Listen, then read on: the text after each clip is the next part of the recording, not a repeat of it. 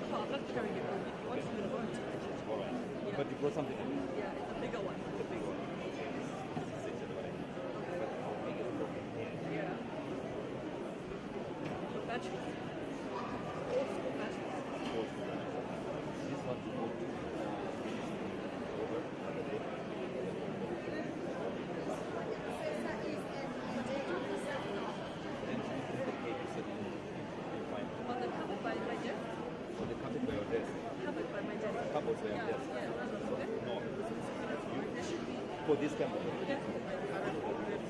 Like there should be two of them with the old people that like this. So you didn't look at it. You did look at it. Okay, so that's the price like that. So how many of this you have? I have three, but they don't last. This one is not for the whole time. I remember this. The two that I bought. Strong last. So we have to be very careful about the life.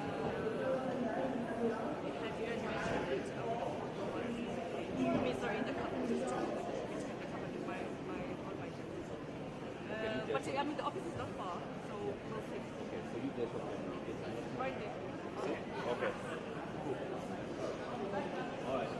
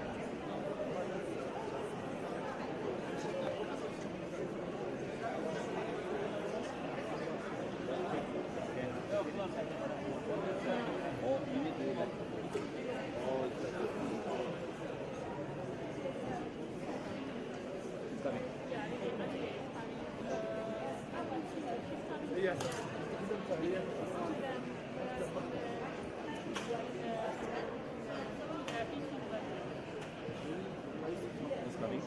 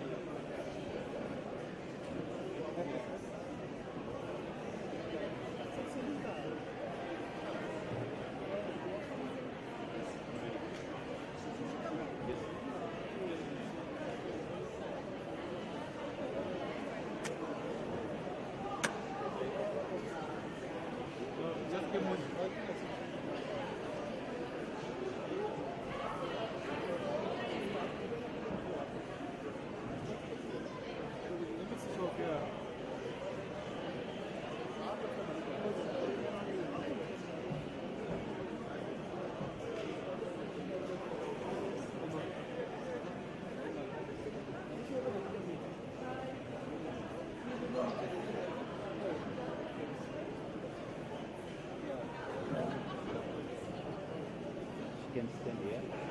I don't do the internet. She is, okay. Yeah. All right. Should I stand? The same side that you were? But No. am I? No, she's coming here. Okay. Coming here. So I'm standing. Exactly. Like that. Yeah. Yep.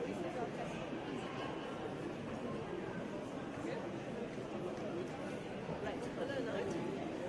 Hi there. Hi, good afternoon. How are you? I'm well, and you? So, thank you. Are they nice? Is this sound fine? Just a sec. Yeah, just when I ask questions, could you look at me? Oh, sure. Yeah. Is it Jania? Armenian. Armenian. Russian Armenian. Oh, yes. The name is Armenian.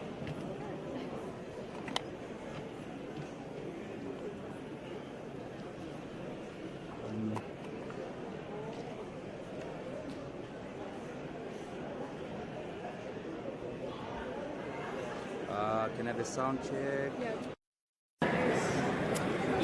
Testing 1, 2, 3. You fine?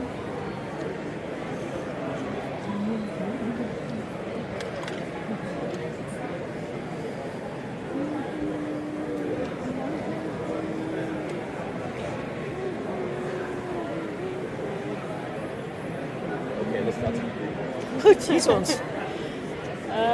So the first question is probably the most interesting one. Like everyone is asking, what's going to happen now that the NC is not like the results are showing that the NC for now didn't get 50%. So what do you think is going to happen in terms of coalition? What are your expectations? My expectations are that my party will take the least bad option. There's never really a good option with coalitions. You've just got to look at all of the options and choose the least bad one. Now, that is not my job. It's the job of our executive committee, and we will be tasked with that when we know what the final result is and when we know what all the options are. So that is what we're going to be doing then. So, which kind of policies for you would see as like non-negotiables? Which kind of policies, if there is a coalition? Well, I can't say what's non-negotiable or not. Again, our federal executive will do that. But for me personally, I would say non-racialism is non-negotiable. I'm very committed to non-racialism. The rule of law would be non-negotiable for me. Constitutionalism would be non-negotiable. A market-based economy would be non-negotiable. Those are the kinds of things that would be very important to us. And which kind of policies you think the party would be less strict to stick to, and maybe is able to negotiate with the ANC? Well, positions, for example. We're not talking about negotiating with the ANC, let me say that right now. But in coalitions, you can be a bit more flexible on what positions you take, what portfolios your party takes, all of that kind of stuff. But on the fundamental values, you've got to be quite firm. Yeah. So fundamental values meaning what I've just what mentioned to you. Yeah. Okay. And what do you think about investors? You know, they're very worried. What's going to happen? You know, the economy is depending on it. The rand is depending on it. How would the DA calm investors down? Well, what we will do is we will do everything in our power to prevent an ANC, MK and EFF coalition. That would spook investors. It would tank the economy. It would be a disaster for South Africa. So we're very committed to preventing that outcome. But just to confirm, you're not in any negotiations yet with any No, party? we're not in negotiations with any party. Another question. I mean, the same question, but mostly about people. You know, people. I'm not sure everyone can expect such a coalition. You know, the ANC and DA. How would you count down the population? What would you? Well, we are talking hypothetical here, and there are many other options which would come for us before an ANC-DA coalition. So we're not looking at that, and we're not discussing any form of coalition, because what we have to do is look at the board, look at every option there is, and take the least bad option. But I can't talk about coalitions now, because A, I'm not empowered to do that, it's not my decision, and we have processes in the DA that takes decisions. And what's your general comment on the DA's performance so far? With the I'm very happy with it. I think we've recovered from our big setback in 2019, and to go forward even a few percentage points is hundreds of thousands of additional votes. You think the result is going to hold, or it might change? It's going to change still. This is very early days, and the result changes all the time. And the metros are still coming in, so the metros are where we have our strong support. But I'm confident that we will go forward from 2019, yes. Thank you very much. Thank you so much. Thank you. I just want to go and say hi.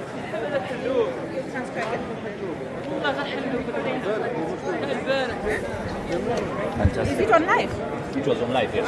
Yes. Okay, I'll try to. I'm recording everything on live. Okay, I'll try to find Thank you this. guys. Thank you. Thank you so much. That was well done. Yeah.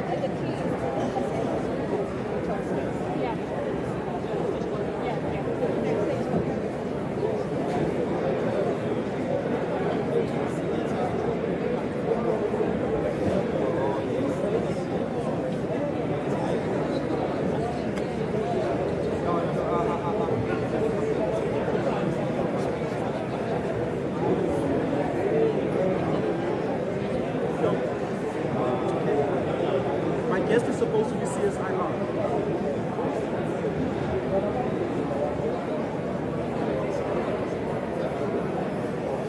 My guests are in studio, they are waiting there.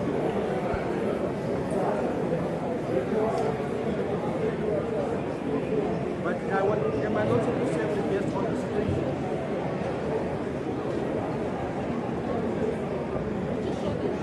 Yeah, but we're going to be speaking to CSIR about numbers, guys. Yes, we're going to be speaking about their predictions. It's actually bookmarked there. On the screen from input.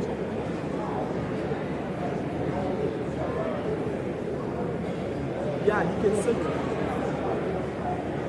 So am I not standing at the screen and they're sitting on the chair? I'm just sitting with them. That's what they said in Reuters.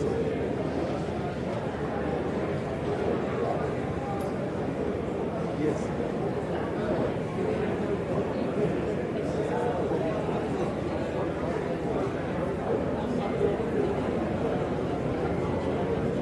My guest is way after them. It's not now.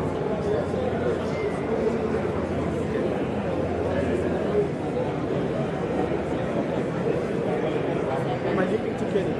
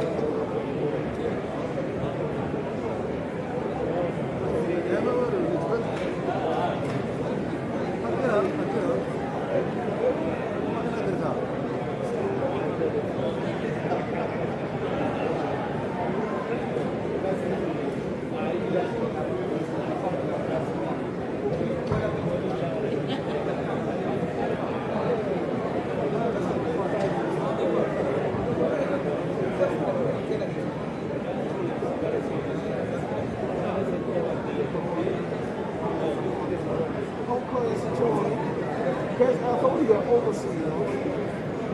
International.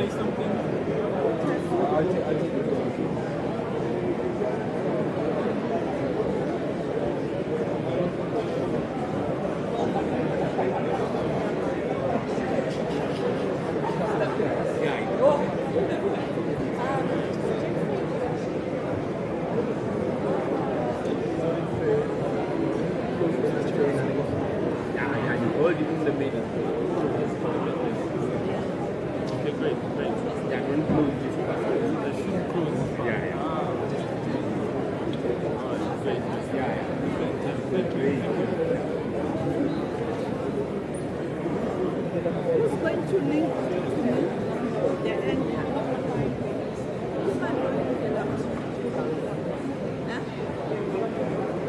No, but who is the person studio adding the number?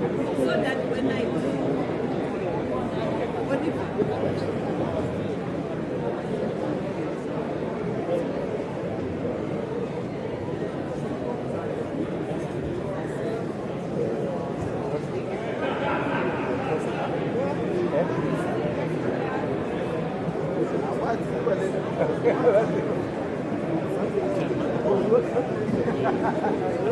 No, we can't. We're not here for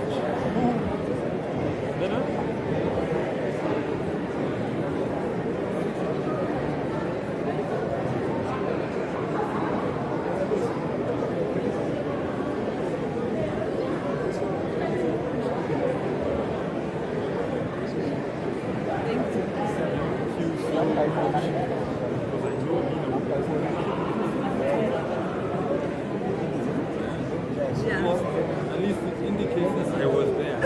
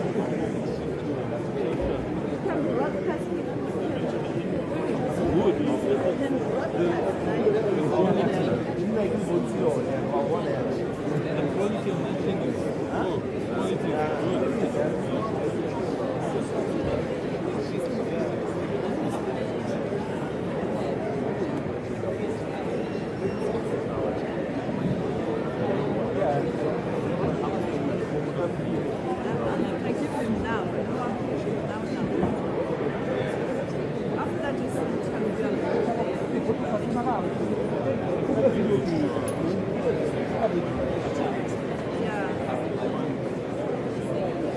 Okay, you want an analyst after this.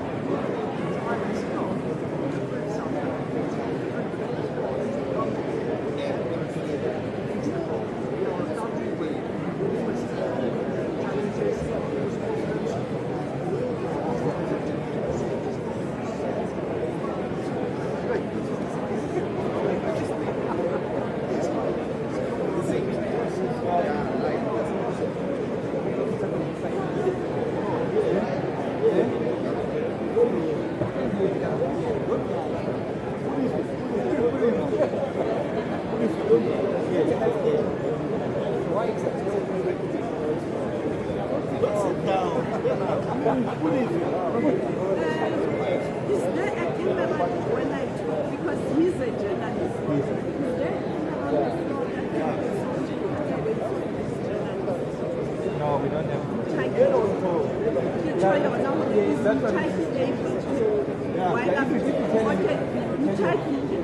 I'm going to interview a journalist from Tanzania now because it's more of a media story. If there's a camera here, in terms of the cutaway, up here, while we are talking or discussing, because we're going to talk about the media interest, can you get the visuals of journalists? Because where we are, there's a line of cameras, but I don't know whether there's a camera up here that's always available that can just zoom into media, just to make the story relevant in terms of visuals. So I can't hear you because I don't have phones, but that's what I'm suggesting, because there's huge media interest and the visuals are very nice.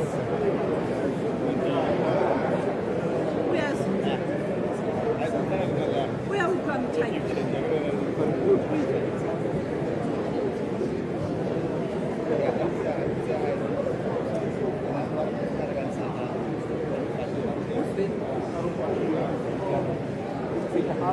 Oh, okay, Taki, I was saying, I'm going to do the interview with international journalists. So when you look at the visuals, if there's a camera up here or somewhere that's able to zoom into media, can you do that in between when I'm talking to you? Because we're going to talk about the media interest before I get into the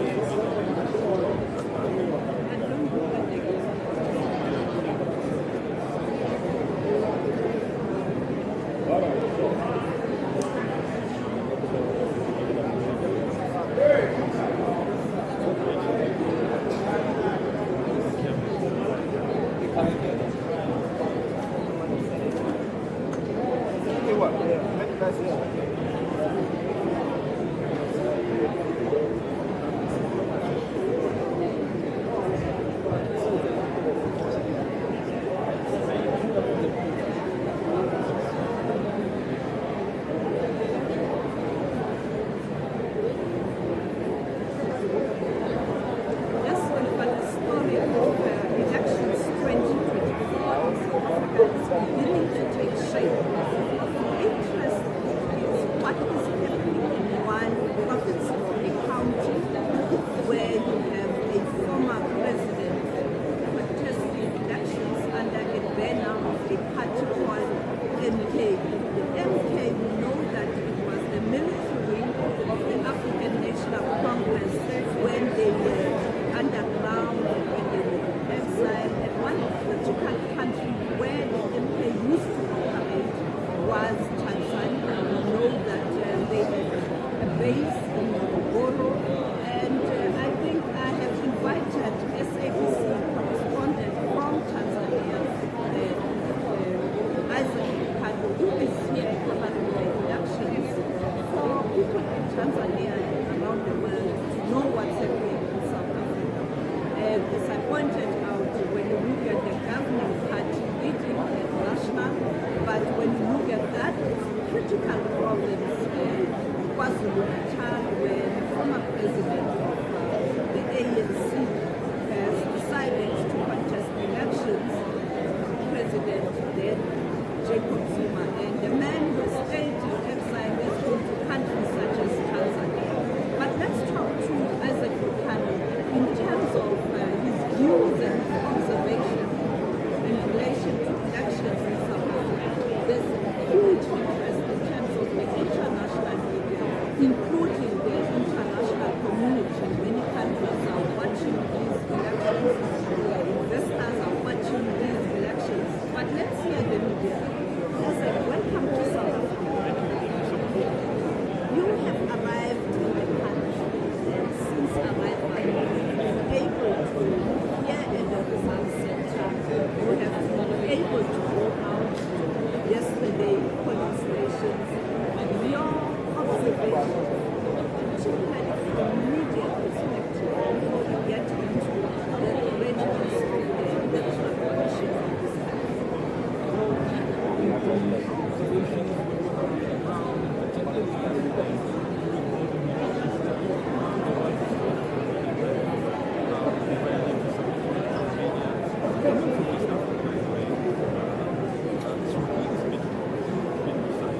They were and this is very significant because for Swahili speaking media, organized they usually focus on there's such a report that filed from East Africa. They have to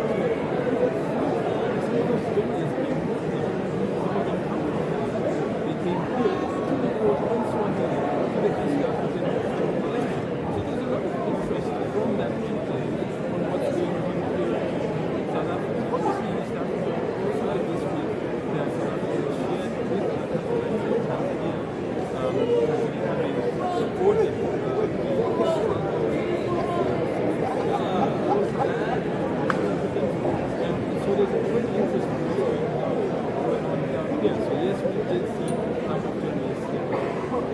I am sure Chama a friend to the ANC, will be watching what's happening in South Africa. Particularly when you look at in the Southern region, we've seen a drift from liberation organizations to other parties. When you look at a country like Malawi, you look at Zambia, Lesotho, to name the few, the liberation organizations in the Southern region will be watching what's happening in South Africa.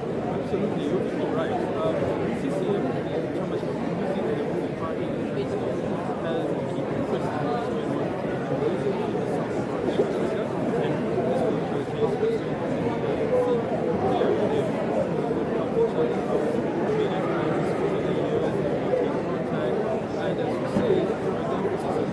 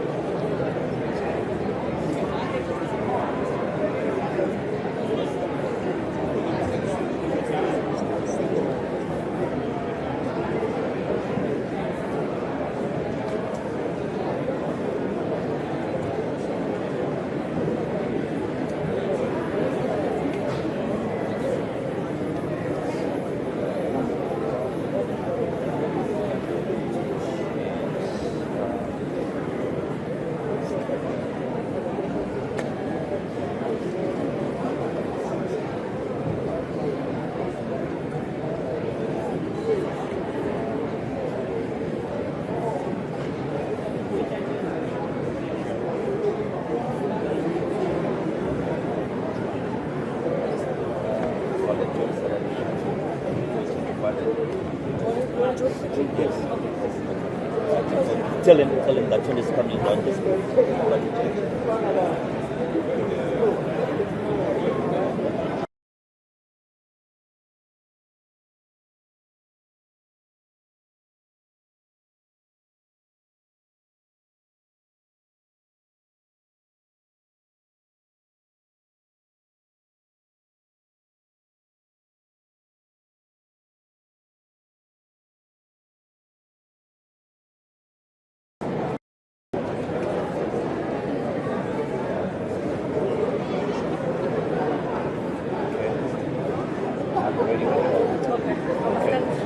Yeah, to my left. Sona change.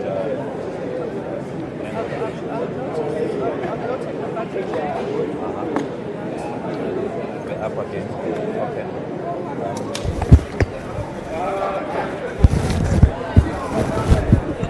Yep. Okay, cool. Okay. All right. Go. I'm looking at you now. Look at me. Fantastic. Okay.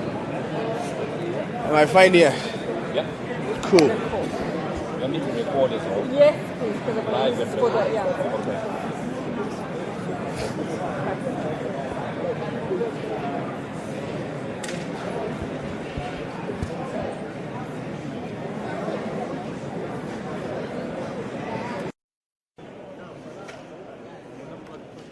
Sound check and let's go for it.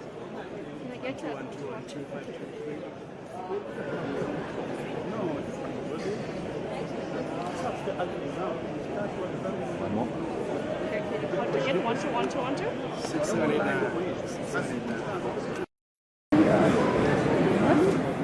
Recording this one. Okay, cool. Mukula, I think I just want to first start. Yeah. We're seeing interesting numbers on the board right now.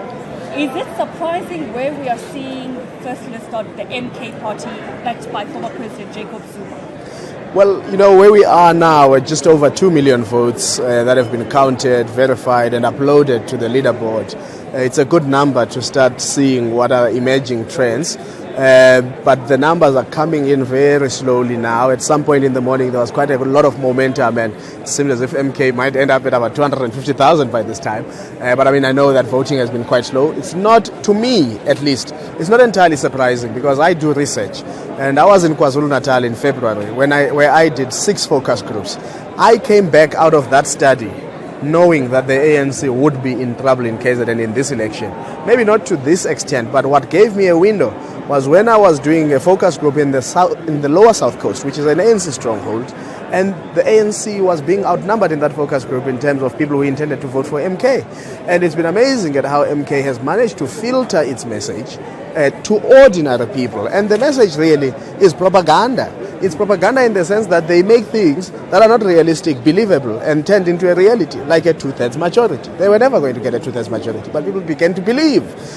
Like they talk about, you know, the ANC of Ramaphosa. There's one ANC, there's no ANC of Ramaphosa, but that propaganda machinery has really been excellent for MK. So I'm not entirely, surprised, but what is beginning to show up in KZN is that MK is probably eating from everybody, lunch, dinner, breakfast, and some dessert from the EFF. I mean, if you look at the EFF, they have been stagnant around that 5,000 votes cast. And this is significant because the EFF got 360,000 votes thereabout in 2019. Of course, the urban vote is not necessarily all in, and it's going to be interesting to see how MK performs in those urban settings. And speaking about, what we are noting about the ANC in particularly, looking like it's too early to note, but it could not make majority. And if it gets to a point where we see that the ANC is not going to win majority and will have to start forming coalitions, who do you think they should start talking to right now at this point? Well, I think there's already some flirting happening. So what I've been actually interested in is the high caliber of politicians that have come to the Rock just at 20% of the count. It doesn't necessarily happen that way, that you've already seen the chairperson of the ANC, Gwede Mantashe, here. I've seen now Helen Zille of the DA is here. The IFP has deployed its national spokesperson. Michael Beaumont of Action SA is here. And I can count. So it tells you that there is a need, because this is where it starts. This is where feelers get put out and get started. But it may well be too early to think about who do you go flat with, because the coalition arrangement or the arrangement of numbers and outcomes in Gauteng province will be different to the numbers arrangement in KwaZulu-Natal. So the talk about a national coalition must also actually consider provincial coalitions, because the most stable coalition is what I call a global coalition that will be effective at all the three, at the province of KwaZulu-Natal, province of Gauteng, and nationally. And for that to happen, it introduces a very, very difficult and probably complex conversation. And with that being said, I think my final question is, everyone I think is nervous because the outcome of this election could be in any direction. The days of us being able to easily predict who the winner is going to be are gone. What particularly makes this election interesting 30 years into our democracy as South Africa, and what is at stake here? I think a number of things make this election interesting. In the first instance, when President Ramaphosa came into power in 2019, with all this zeal of send me, tuma mina, the Ramaphoria that was there, it's the sheer disappointment that he has not delivered in the kind of change that he was expected to. Instead, we've seen worse indicators under his leadership. The issue of power blackouts, the issue of unemployment, the issue of cost of living, the issue of interest rates, the issue of the exchange rate of the currency exchange.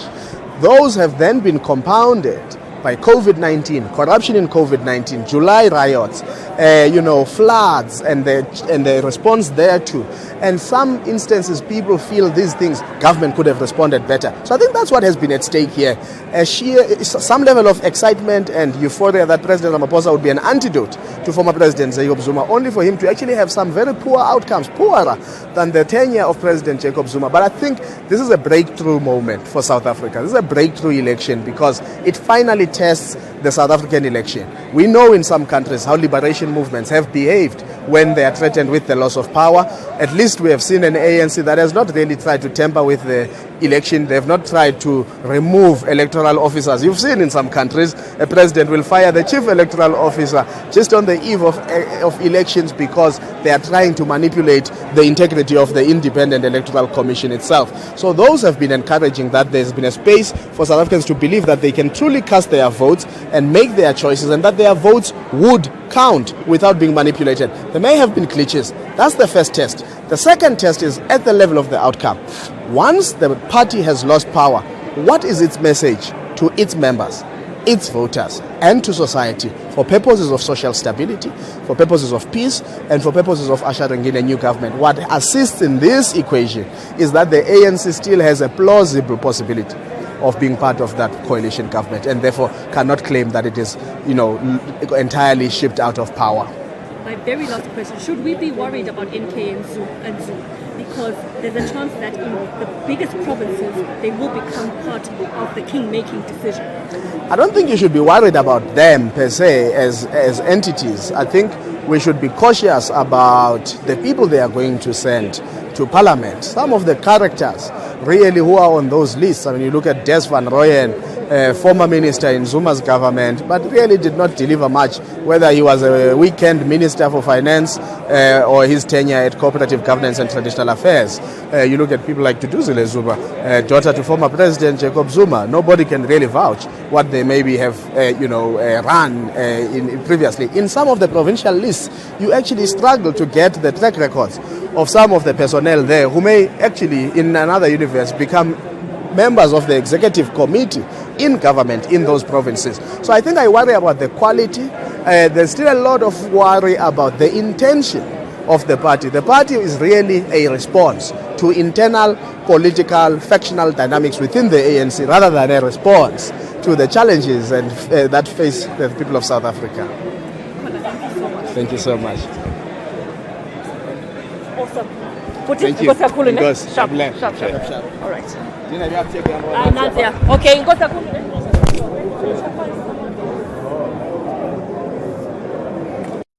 me, and then hopefully they are a woman.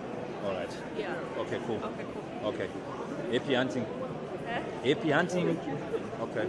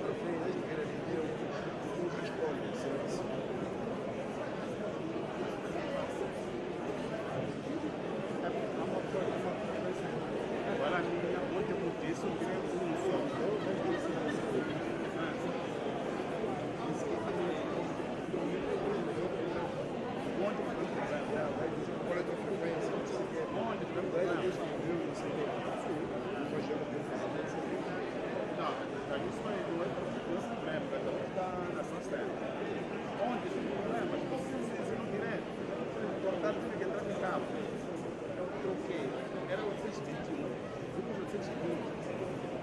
Esses não usaram agora. Mas uma certificate que são 625.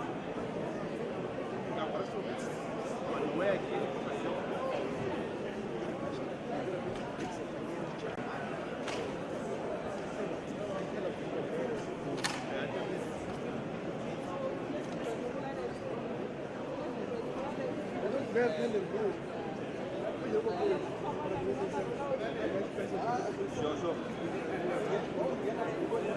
Stand right there.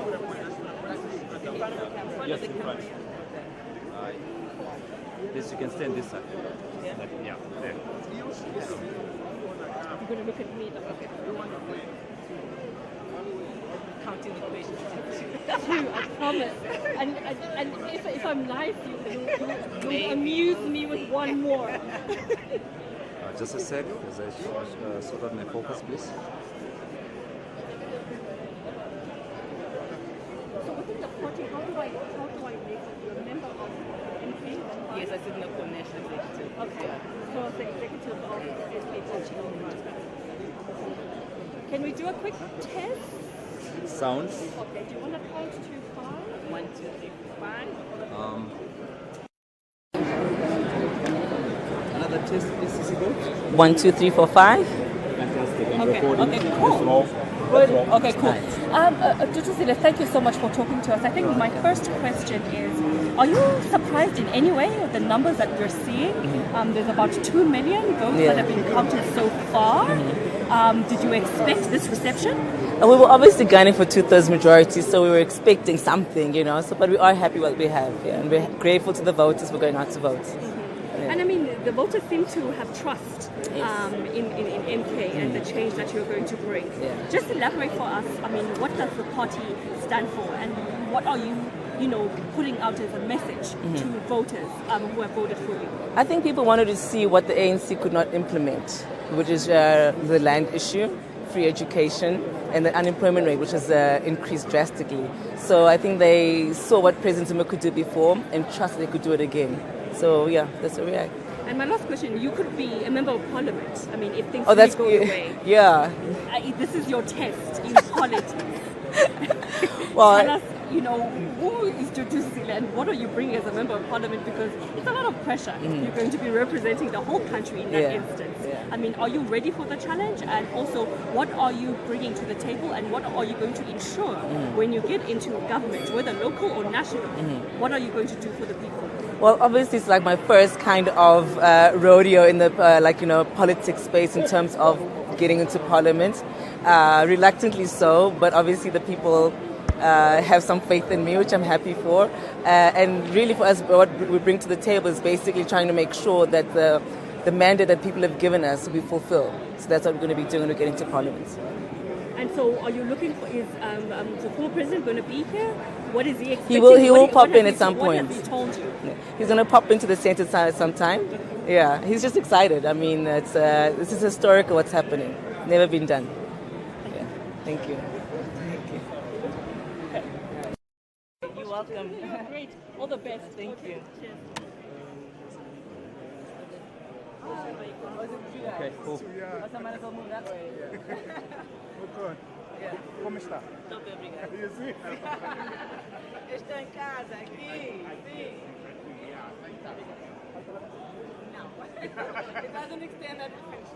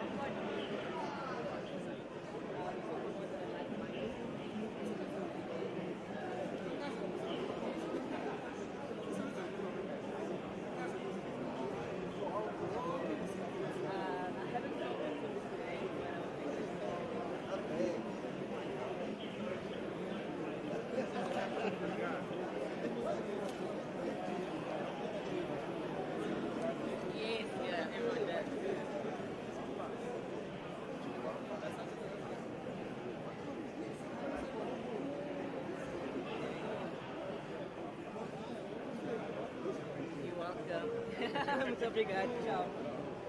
Thank you, brother.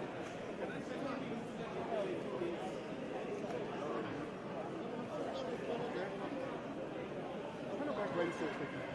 Ou de DFS? DFS estão sentados lá à frente. Onde? Está vendo essas filas, essas coisas aqui? Essas lá à frente, quase à frente.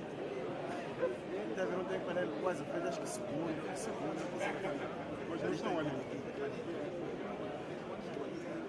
Olha aquela moça ali. Mas é para chamar para aqui?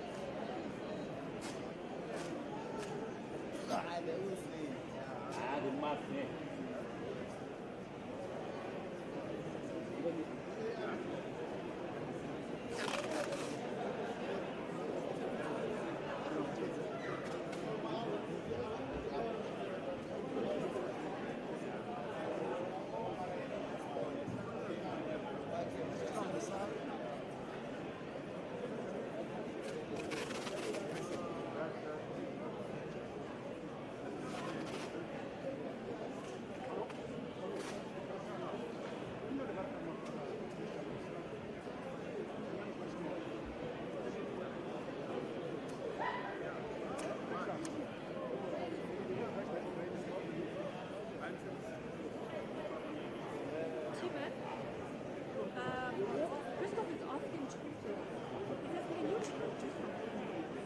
Give him a shot of There's nothing happening. yeah. Like just people working. You know what I mean? Like talking, just move around the room. You know, just give it some vibrancy. Okay, cool. And then Okay. Was a bit soft. Okay. Alright. Ciao.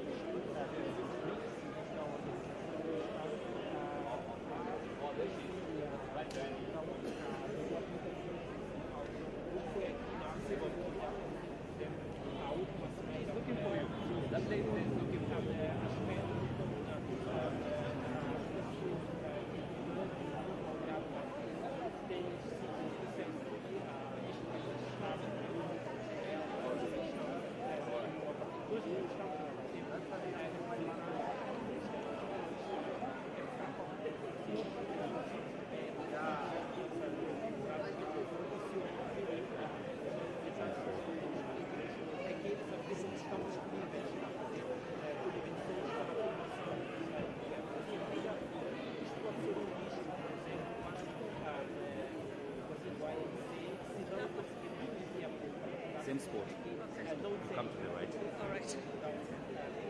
So the focus, you said that you watch the focus. All right, cool.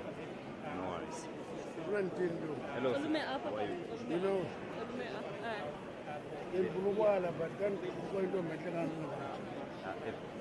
Can you position me slightly to the left? Where? Him? Yeah. Say, can you Okay. just Olume up. yeah, this. Thank you. Just, I just got two. I want to talk to. I won't be telling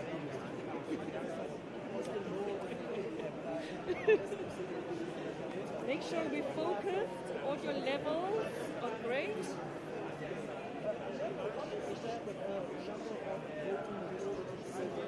okay. My focus is spot on. Okay, can we do audio check quickly?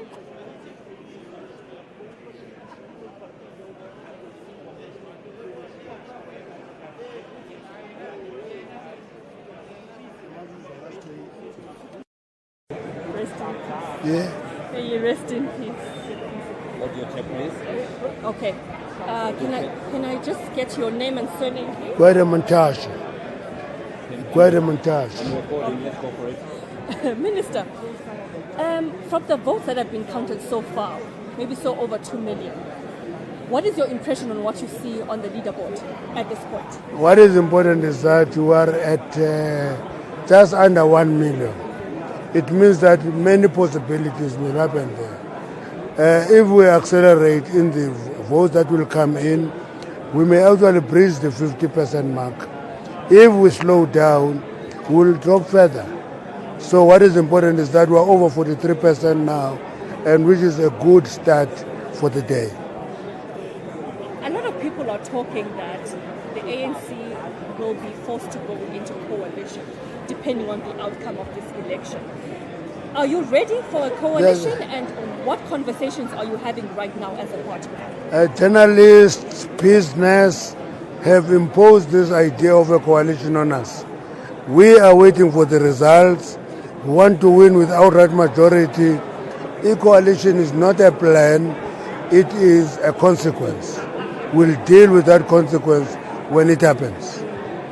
My last question is, a lot of people were frustrated at the polls yesterday. I mean, many of the issues were as a result of, unfortunate incidents by the IEC. But I think a lot of people from on the ground, were very dissatisfied with the ANC. And I mean, it's a thorn and an issue that the party has been dealing with. Now that we have voted, do you think that it's going to reflect on the outcome of the election? If there were many people who are unhappy with the ANC, numbers would be telling us that. At this point in time, we're just under 1 million. There is not one party that is close to those numbers. So the serious dissatisfaction with the ANC has no evidence in the numbers. So let's wait for those numbers and talk to them and deal with them as we finish. If you don't get outright majority, what is the next step for the ANC? That is a consequence which we will have to deal with when it happens. You never plan for consequences, you plan for a strategy that we have developed. We plan for outright majority. That remains the plan. If there is something different, it will be a consequence and we will deal with it. So there's no stress amongst the ruling party at this stage? Stress, why should we be stressful? There are elections, we contested, everybody contested. A person who is having 900 votes and a person who has 900,000 votes, all of them contested in the same space, lobbied the same people. So why should we stress? Mr. Matasha, thank you very much. Engos.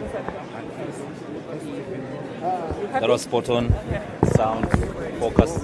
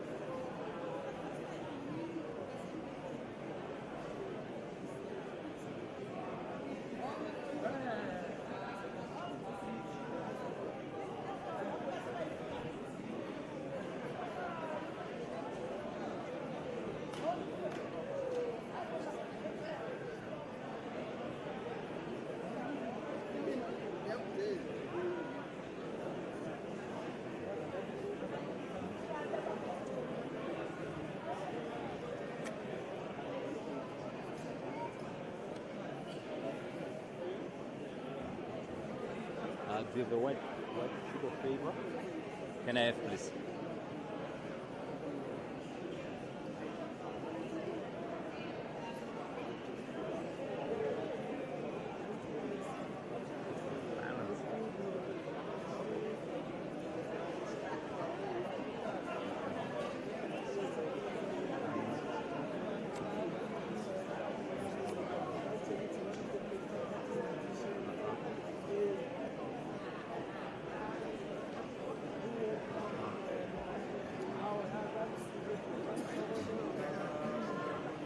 Okay.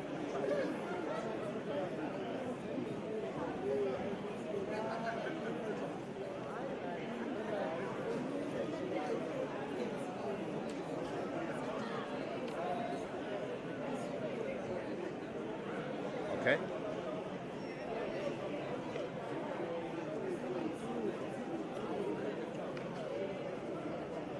That should be fine.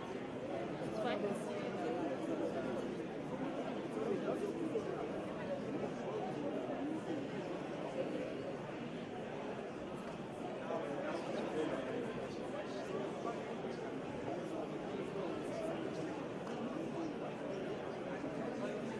Manual.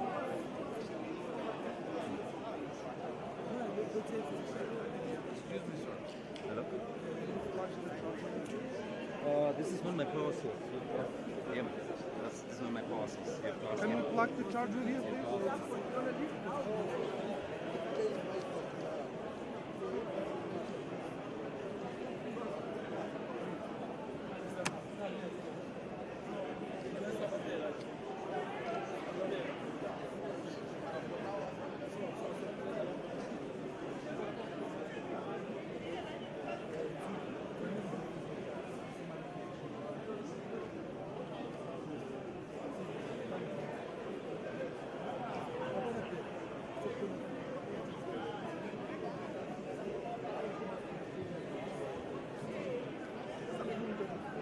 Good? Yeah, yeah. Don't want water, you fine? Do you have time for that? Maybe coffee? Do it then we can relax. Okay, that's fine. That's fine.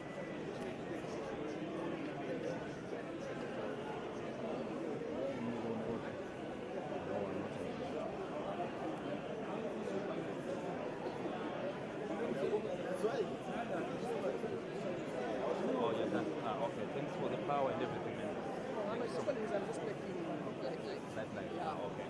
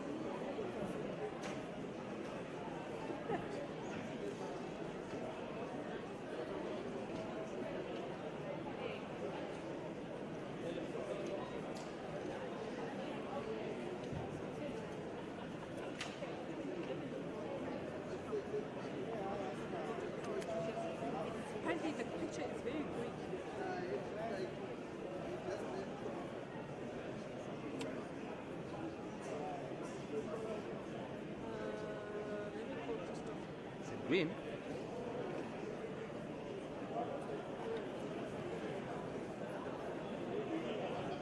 This is green for you. I think it may be translating, it's not, it may be translating very different on here. Yeah. So let's just try to stop. So what do you need to be able to hear, and by at 4 o'clock you're going to start speaking now. So that needs to be live. If that needs to be live, it means I have to go back to the room and connect the live from there. Because for me, Bring it. Okay. Bring it, and then we'll do the balance when you're back. Okay. But you're still live now, eh? Yes, right now I'm so live. Don't drop. Okay. Go quickly. You want me to drop? No. Ah. No. So you need to bring an extra unit to connect. No, I don't have that. I only have one unit. This is the only unit we have. So for me to go there, I have to disable from here and go and connect from the room. Okay. Because from here, I don't have the live feed into the live feed from here.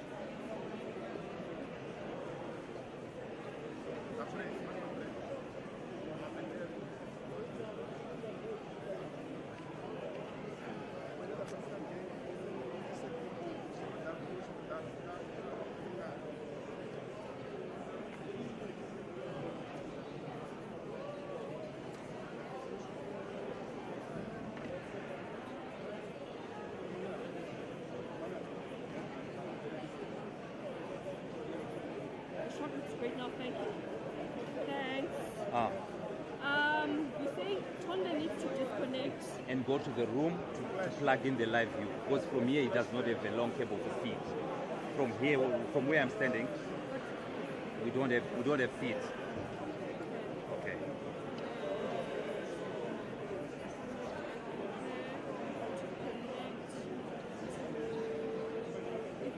Where are you getting the feed from? From the room 71. So there's a feed that's There's a feed that's there, but it can't reach this side. So I have to physically take this unit there.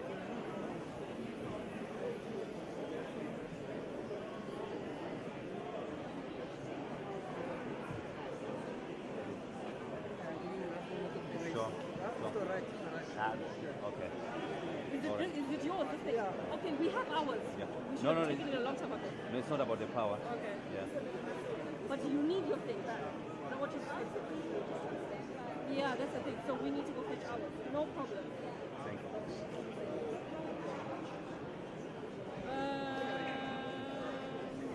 Telling them you need to disconnect. Yes. You can do that in like a minute. So you're gonna take the whole thing? No, the only thing that I'm taking is this. To connect it to the line. Yes.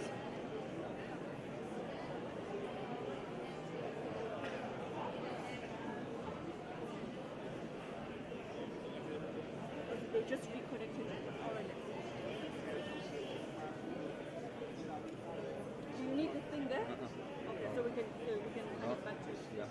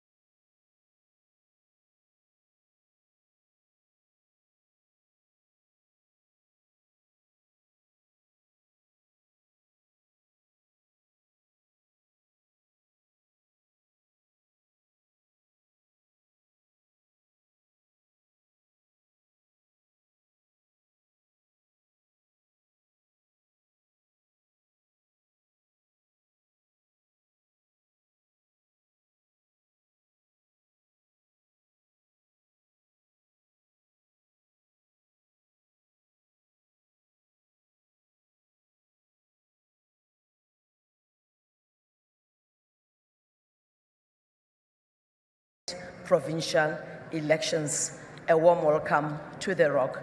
I'm going to hand over to the Chief Electoral Officer to take us through progress on counting. Tate Mamabolo.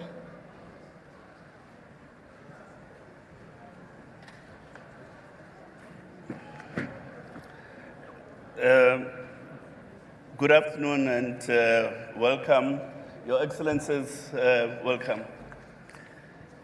The last ballot was cast in the early hours in the Arcadia Swembad voting station in Tshwane, thus marking the conclusion of voting in the national and provincial elections 2024. True to its undertaking, the Commission assisted all voters that were in the queue at 2100 hours. Just after midnight, the Commission announced the first result. This was in a voting district in the Winnie Madikizela Mandela municipality in the Eastern Cape. For all intents and purposes, counting procedures have now been concluded with only a few voting stations reported to still be counting at around 3. The process of the results compilation entails ensuring accuracy and validation of those results. This process involves scanning each result slip to create an image of that slip, a double-blind capture of each result, auditing of the result slip by independent auditors. The result system has also been externally audited, and political parties and candidates who desired had occasion to also audit the result system. By 1600 hours, results had been concluded for 22.6% of the 23,292 voting districts, which represents 2.3 million votes cast. As a result is considered complete only when a result slip has been scanned into an image, captured onto the result system, audited by independent auditors, and has gone through the automated results exception parameters. The rate of result capture is as follows. The Gauteng province has captured 28%, Limpopo 26%, Northwest 36%. The leading pack is Northern Cape at 63%, the Free State 56%, KwaZulu-Natal 23%, Mpumalanga Province 42%, the Eastern Cape 58%, and the Western Cape 57%.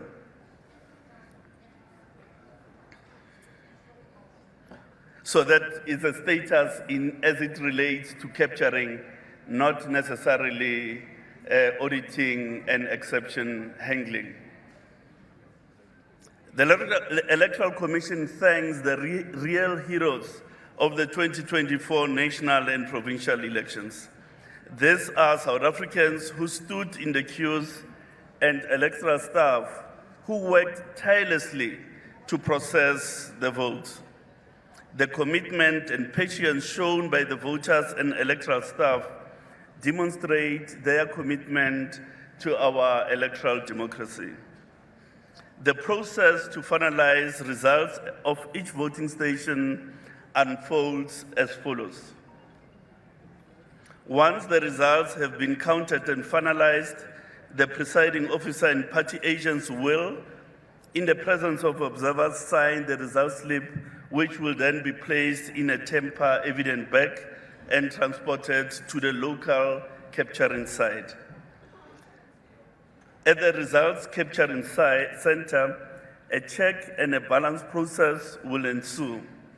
This includes checking that the result slip is in the correct form, has details of the voting stations, and those of the presiding officer, as well as the voting station unique barcode. It is then captured onto the system using the double-blind capture method. Using the barcode, the result slip is then scanned and the results are electronically matched with the appropriate voting district. External auditors will then audit the results to ensure that it is captured correctly. The results are then taken through the Commission's exceptions parameters, and if an exception is flagged, the result is investigated and taken through the recapture process if necessary. Once the results pass that test, it then becomes final and available to political parties, independent candidates, and yourselves as the media. Once the results are all captured and finalized, the Commission will undertake the seat calculation process based on a prescribed formula in the Electoral Act. The full list of new public representatives will be handed over to the Chief Justice once the seat assignment is concluded. While this process is proceeding well, it is important to reflect that historically, in the first 24 hours, 80% of the results would have been finalized. However, the process in the 2024 elections has been slowed down by the third ballot, particularly in metropolitan areas. According to the Electoral Act, the Commission has 7 days within which to announce the results. We have always been able to declare and announce the results well within this period and will endeavor to do so even on this occasion. I thank you.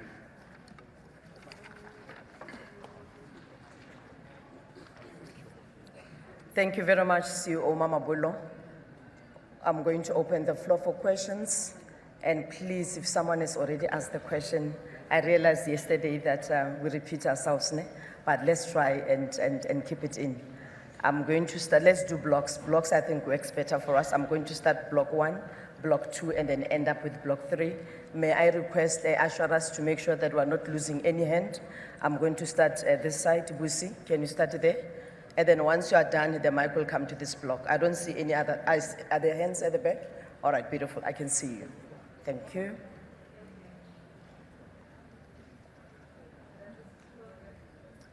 Can we have some volume with Busi's mic?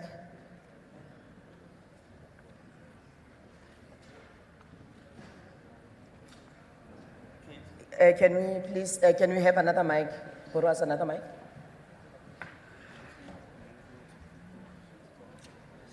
Thank you. Testing. Thank you. Busi Chimambe, SABC News. A quick one. I just wanted to find out, when you talk about exceptions parameters that will, please can you tell us what those comprise of? It's Natasha Perry here from SABC News. I just want to find out if any objections have been raised with voting yesterday. I know a lot of political parties had raised their concerns over the VMD systems, power cuts at some voting stations. And then in regards to the second objection, in terms of the results, can you just please also talk us through that process for clarity-seeking processes? Thank you. The hand at the back, please. Thank you.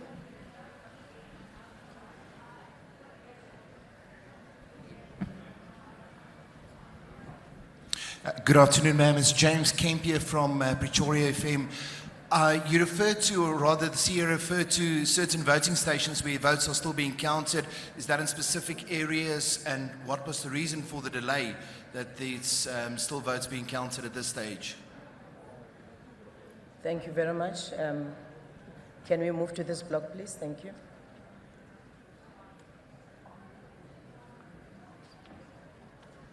Thank you very much. Rebecca Davis, Daily Maverick. Can you tell us, was anyone turned away from voting Secondly, what percentage of presiding officers had experience previously in elections, if you know? And thirdly, we heard at least one account of a presiding officer yesterday being fired on the spot in KZN. How many presiding officers were fired yesterday? Thank you. Good evening, Paul Vecchiato from Bloomberg. Can you give us some indication on any objections to the vote counting whereabouts? So in other words, the observers asking for recounts again. How many times have you seen this? What the impact that is on the final vote count? Thank you.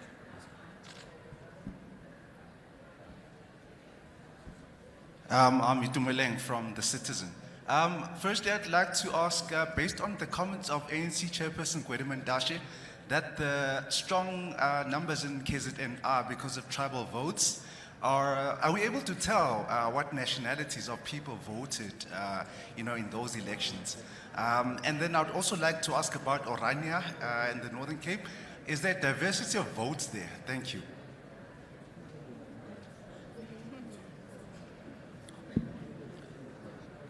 Hi, Mohammed Hussein from News 24. Could you tell us, there's been multiple reports of voters being turned away from voting stations despite having updated their details and received confirmation of that change. But when they appeared at the specific voting stations, officials told them their details were not reflected on the IEC systems. Thanks. My name is Norman Masungwe. We're taking the last one from this block. Norman Masungwini from City Press. Okay. Now that the voting is controlled, you've started counting. Can you share with us in terms of the voter turnout, the numbers, what are we looking at? And when you compare to 2019, would you call it a success and why? Thank you. Okay, thank you so much. May we pause? On that note, we'll take the last questions from third block when we come back. CEO, can we respond to the first block of questions? And then we take the last round, which will be the last block. Chairperson Ntate Mosotumiapia, thank you very much. Good afternoon, friends, countrymen, countrywomen, ladies and gentlemen. It is good to see you with the hand that you lend to this process. We know that this election you would, like us, want to see concluded well. I'm not going to deal with all the questions. There are certain kinds of questions that obviously will be dealt with by the CEO, but there are others that members of the Commission would need to deal with. And those are the ones that I intend dealing with. But perhaps the last question that deals with voter turnout. And I imagine, my brother, you've been accredited as the media. They would be available to you because every result has. The point we made last night, and I want to underscore that point because it's an important point that you raised. Every result that's on the board will tell you a complete story.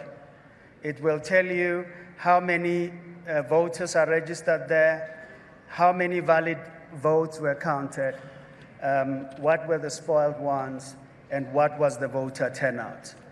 It is not the same from one place to the other. At the end of this exercise, we are going to deal with voter turnout as a composite number. But for now, you would be able to say, with the results that have been finalized, what proportion of those results do have, and what is their voter turnout. The questions I want to deal with as well are the issues relating to objections. As you know, there are objections that were raised throughout the day at the voting stations with presiding officers. Those objections have been dealt with by the presiding officers. There are a few that members or whoever objected or raised that objection say, well, I have heard my objection has been fully dealt with, or I'm not satisfied with this. Those kinds of objections are being sent to the Commission, and we have received those.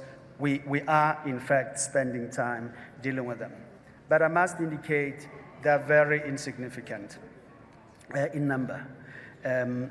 This is not dealing with other categories of objections that ordinarily the law provides must be raised before 2100 hours tomorrow. The third issue that I thought I would deal with, and Golobe, I think this is an issue that I thought I should just deal with because I'm here. It's the comment, citizen, that you raised about our comment on the ANC chairperson and diversity of votes in Orania. I think on the first one, I certainly don't have. We have been very tough, and I think the best person would be the ANC chairperson, in truth. But we haven't had, and I think it would not be correct.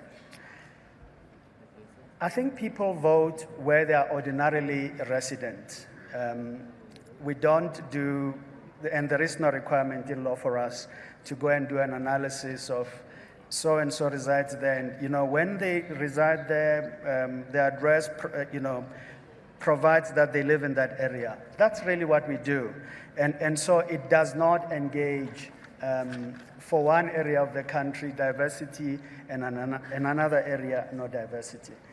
Those are the ones I thought I should deal with.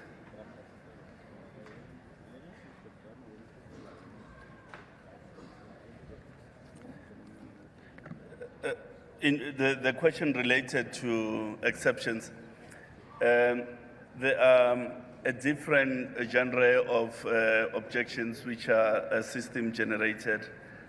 There are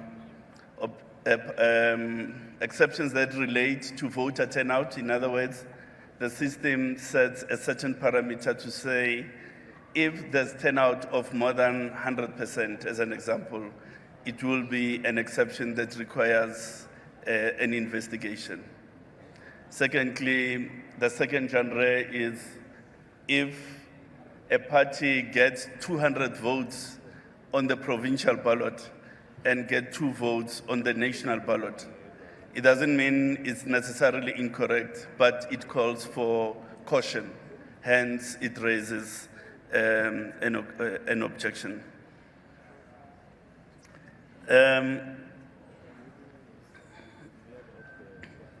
The stations at which counting was happening at around 3 include those that had voted until much late, including Arcadia, Swembad, including places such as Johannesburg's City Hall, Durban City Hall, and the like. So those are some of the stations that had a huge counting endeavor to make. Remember that the quantum to count at those stations is influenced by 2 factors. One, the fact that those stations are counting 3 ballots, and 2, that there's a high turnout. So when in the past it would have taken, let's say, 2 hours to conclude the counting, in the present case it would take 3.5 hours and so on. So those really, I presume that at this stage the counting process may in fact be concluded.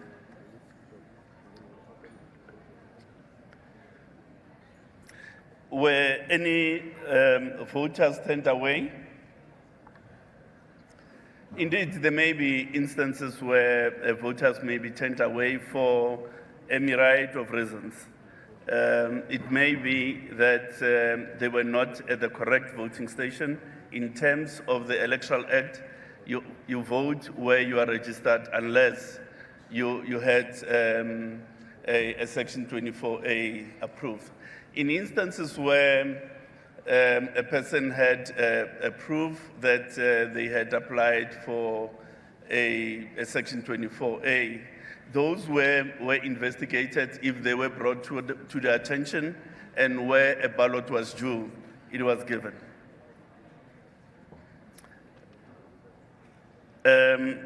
Recounts are not necessarily authorized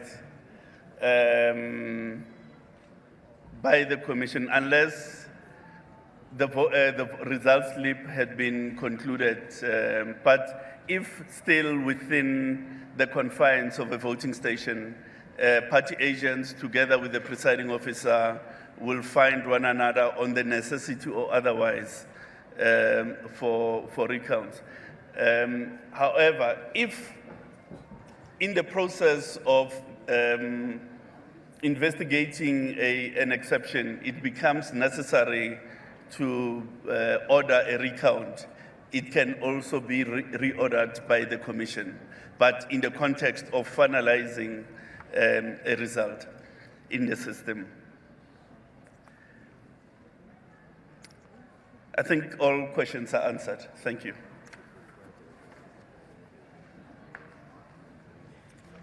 I'm going to go to block 3 for the last questions for this press briefing.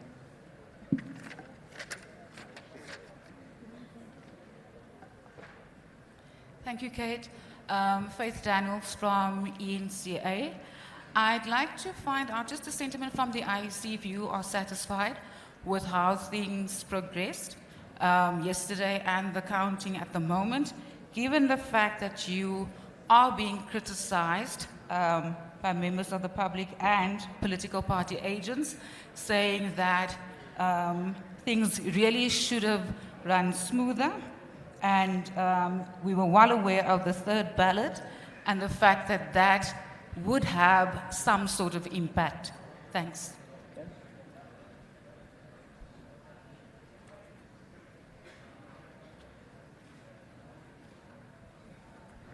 Good afternoon. My name is Olufonso and I work for International IDEA.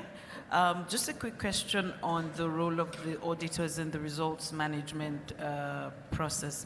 If you could throw more light on that, and specifically to let us know, does the IEC cover the cost of those auditors in the process? Thank you. Good afternoon, Diane Hawker from Deutsche Welle. The question relates to the IEC staff and the training that they received. A lot of the complaints that we've been hearing from members of the public and also issues witnessed on election day, it did seem like there were issues in terms of the understanding by staff in different voting stations as to what should happen if the machines didn't work. Some people were told, no, we can't continue, or in some stations we heard of voting stopping completely when it shouldn't have. Is the IEC concerned, or does it have any comment on the level of training that it gave its staff ahead of this election? That's about it. I request Peladi. Are you done, Sisi? Sorry, can I ask a question, please? Rachel Savage from The Guardian. I can't hear you. Can you just raise your voice properly? Rachel Savage from The Guardian. I was wondering if I could ask a follow-up question about turnout. Is the IEC able to give us a more precise projection of final turnout, and can you say for sure whether turnout increased compared to the 2019 national elections? Thank you. Thank you very much. Colleagues, please let us not repeat the questions. I'm only going to take the questions from the online platform as we wrap up. CEO, I see a lot of waving at the back. Peladi, do you have any online questions, please? We've got two questions online. One is from Bongam Tembu from Lokshin FM. The IEC has vowed to take action after 474 out of 500 registered parties failed to submit audited financial statements. What actions will the IEC take against those parties going forward? And the last one is from Ndivuo Mlaudzi, Future Stars Media. there had been reports of large number of voters being turned away just after 9 p.m., especially in the metropolitan areas. Has the Commission been aware of that? If so, what measures are being done to hold those accountable? 2, were more resources allocated to voting stations that had no longer turnout, That had no longer turnout of voters. I think, yeah. Say Thank that you. again, Piladi, sorry. Yeah, I think Okay, there's read it a slowly, typo let's here. hear. So What it measures? says, were more resources allocated to voting stations that had, I think it's lower turnout of voters, Okay. not longer. Yes. Thank you. Yeah. Okay, we get you. CEO?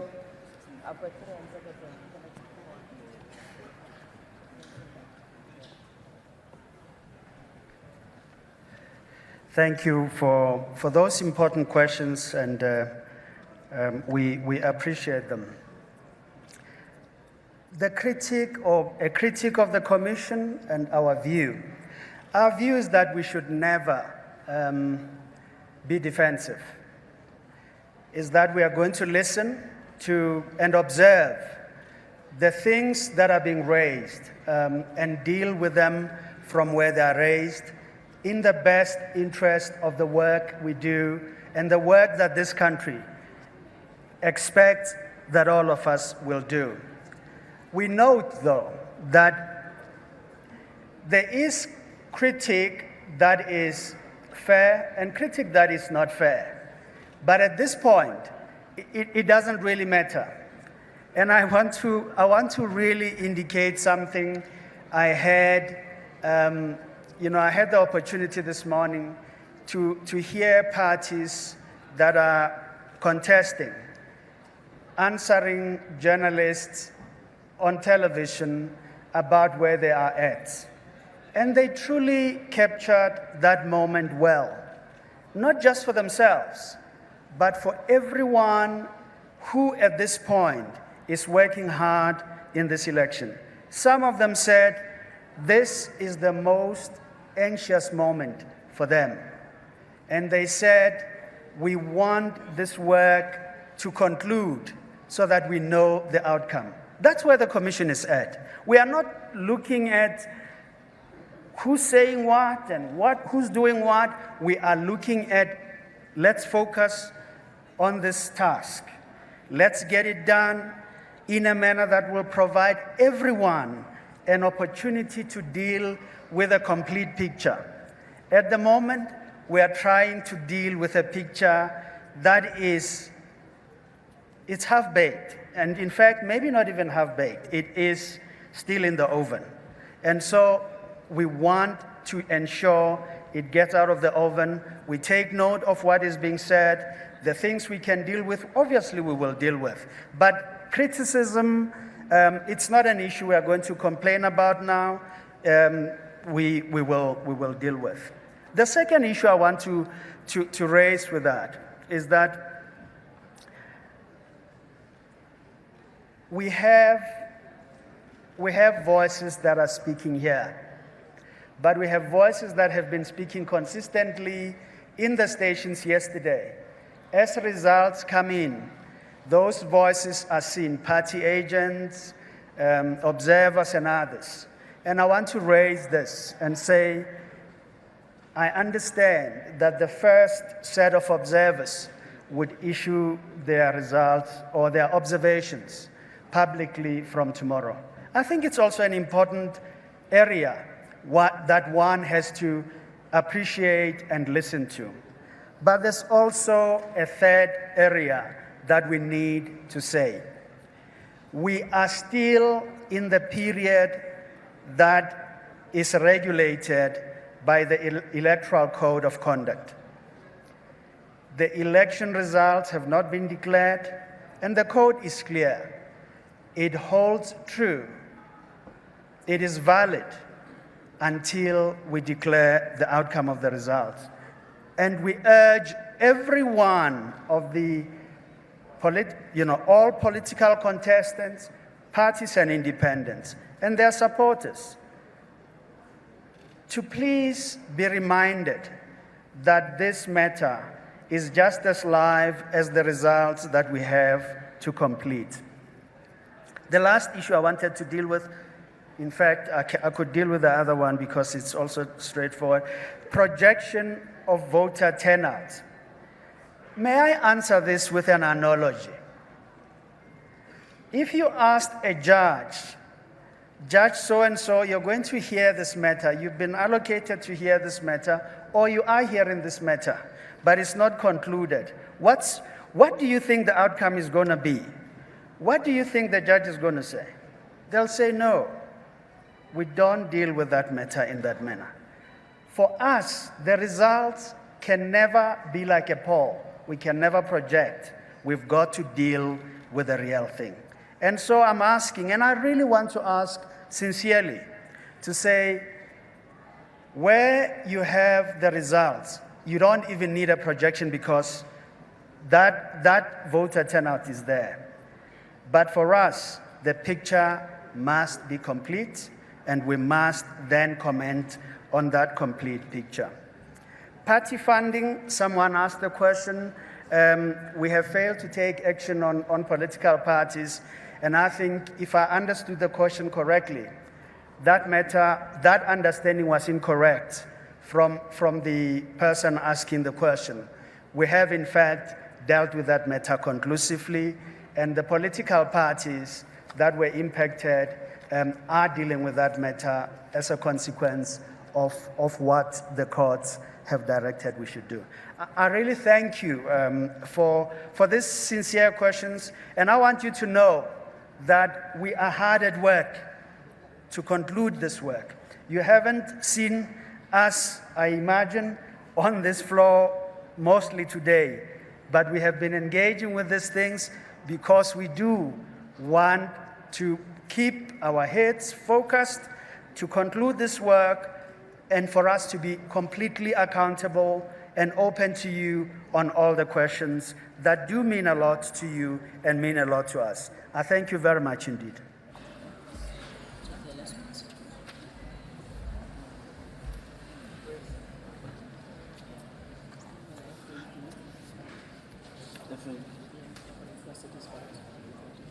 No, Chairperson dealt with it. No, thank you very much. The training of staff, staff were trained over a period of 4 days. They had to complete a series of modules, understanding the role of the Commission, understanding the registration process, the counting process, the voting process, and so on. All these are modules that they had to do. They further had to do practicals in terms of how to do the voting station layout, how to configure the ballot box, ballot compartments, and so on. Now, I did indicate that staff were recruited on the basis of an agreed recruitment and selection criteria. That criteria and recruitment and selection criteria were agreed to with political parties in the National Political Liaison Committee. Of necessity, that policy had to take account of the pervasive unemployment in the country, so that those, especially young people who are unemployed, are given an opportunity to work, do something positive for their country, and so on. But of course, when you take people who are unemployed and perhaps with no previous work experience, it does impair a bit the quality of the process that you manage. Hence, our position has always been that you need, in the management echelon of voting stations, experienced staff, people who have done things and so on, and supplement those then with people that may be unemployed. So it is not an either-or scenario, but it's a confluence of those two imperatives that must be brought together. The results auditors, they are appointed by the Commission following a competitive procurement process, but they are independent. It's a consortium consisting of 3 independent audit firms. What does their role entail? They looking at the original result slip from the voting station against what is captured in the system. And they checking if there are discrepancies. And indeed, if there are no discrepancies, each auditor has a unique audit code which they input into the system, confirming the correctness of the result. Only once that has happened is that result relayed into the results database. And because we procure them, we pay for them.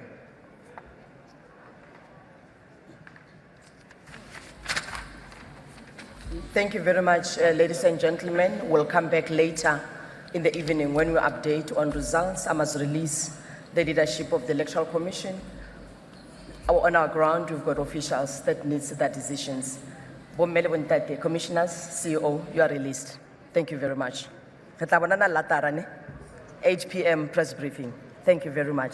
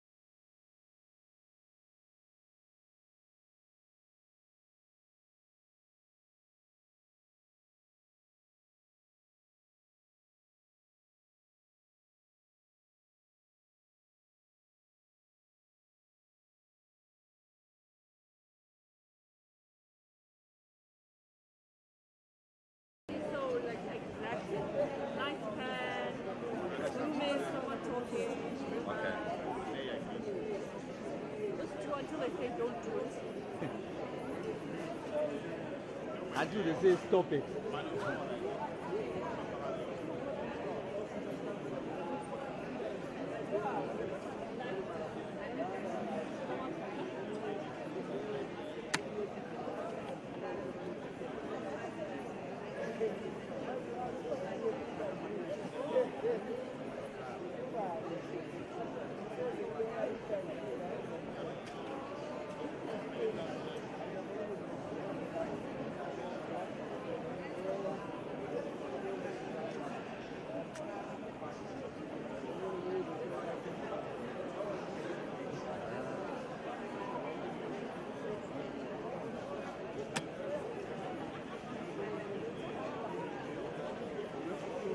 Yeah, yeah. Okay, we're up again. Tell them we're up. You can just check the exposure and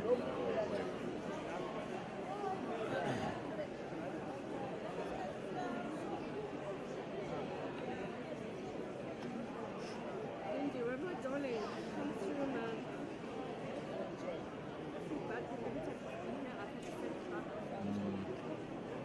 But she must understand nonsense. It's one of those days.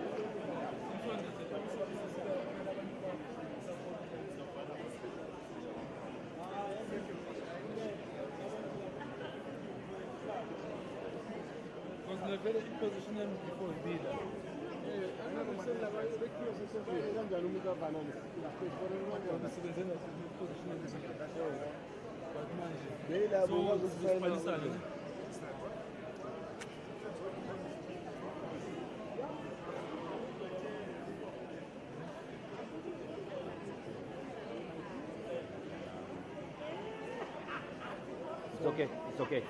It's okay. I can just pan to the left. It's okay. It's okay. No, it's not that we are bullying you. No. No. 3 days ago we were using from here. That's why we No, the mistake is those guys who let these people. But it's okay with people to share. All right. Only when they. We had the second shift. Since morning they were here, but I don't know how they let you come through that. So, because they know it's 2 cameras. Okay. Anyway, That's fine. The sevens are that way. Okay, it's okay. You know, you think different. Yes.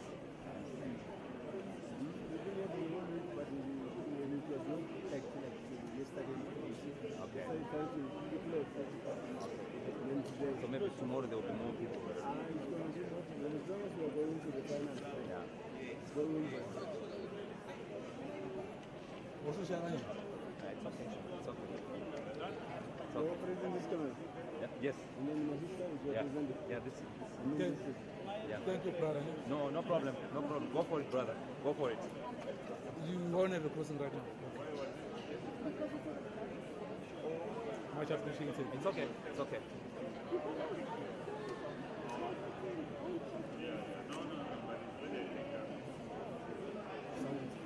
okay.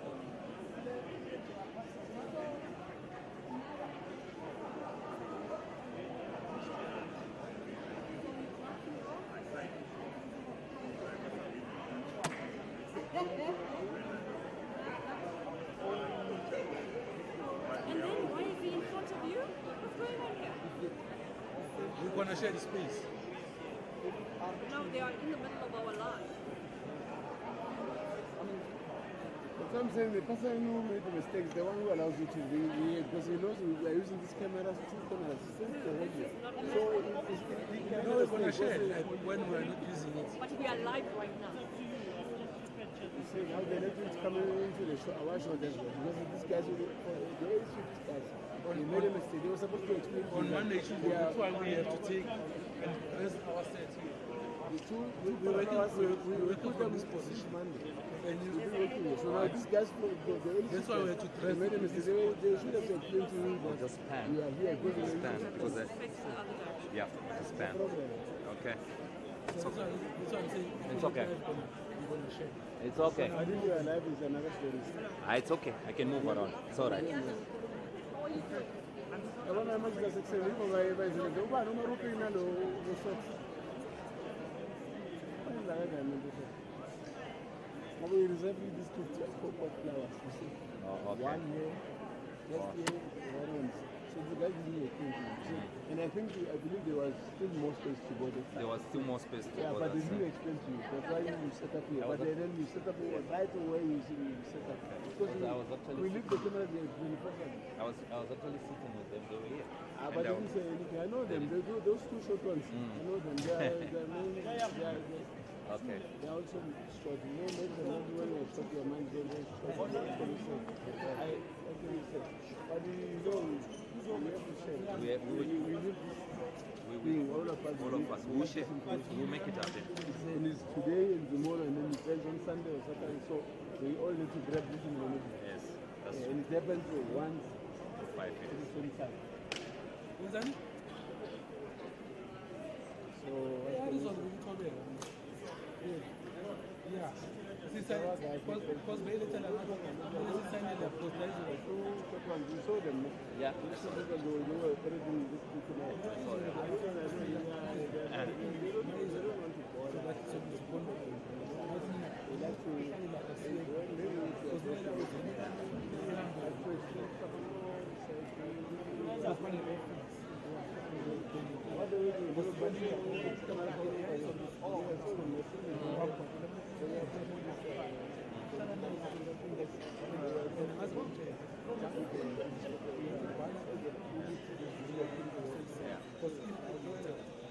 They're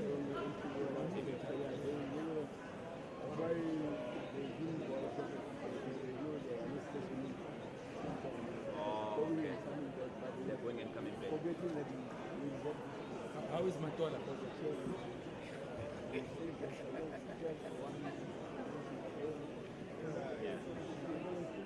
Or you from Shai? No. All this going to Matola. It's another city.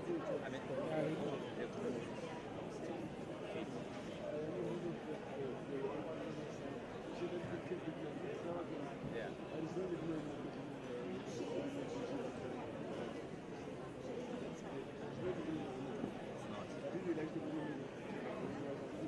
Somewhere here.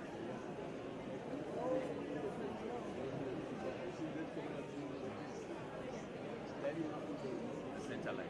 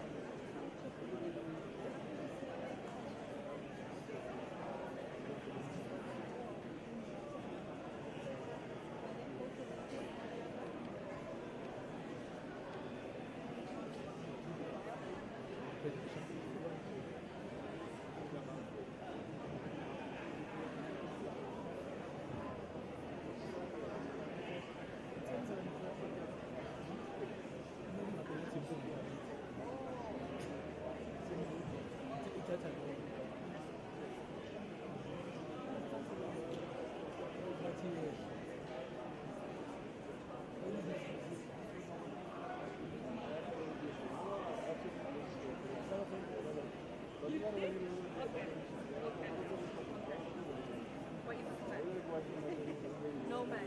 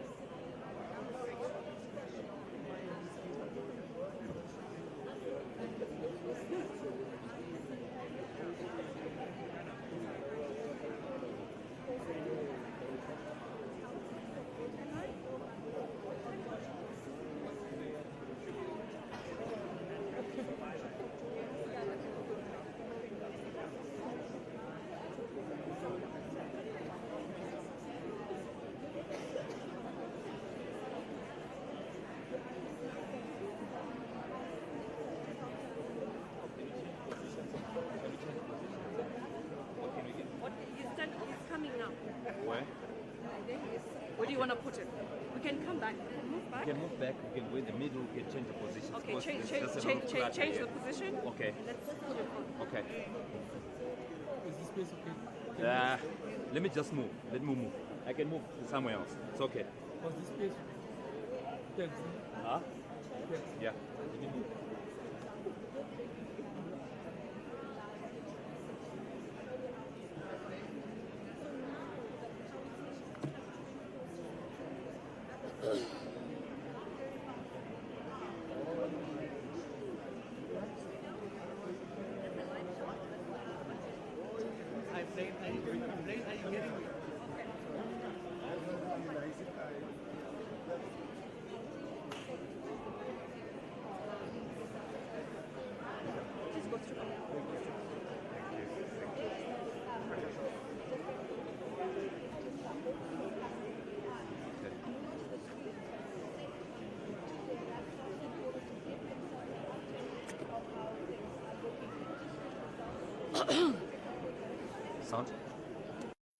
Can I Mic check 1 2 1 2. Mic check 1 2 1 2. 1 2 3 4 5 6 7 8 9 10.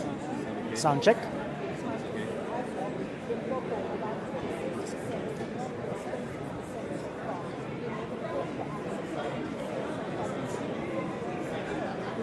Looking at you. Am I fine to be here or lesser? Okay.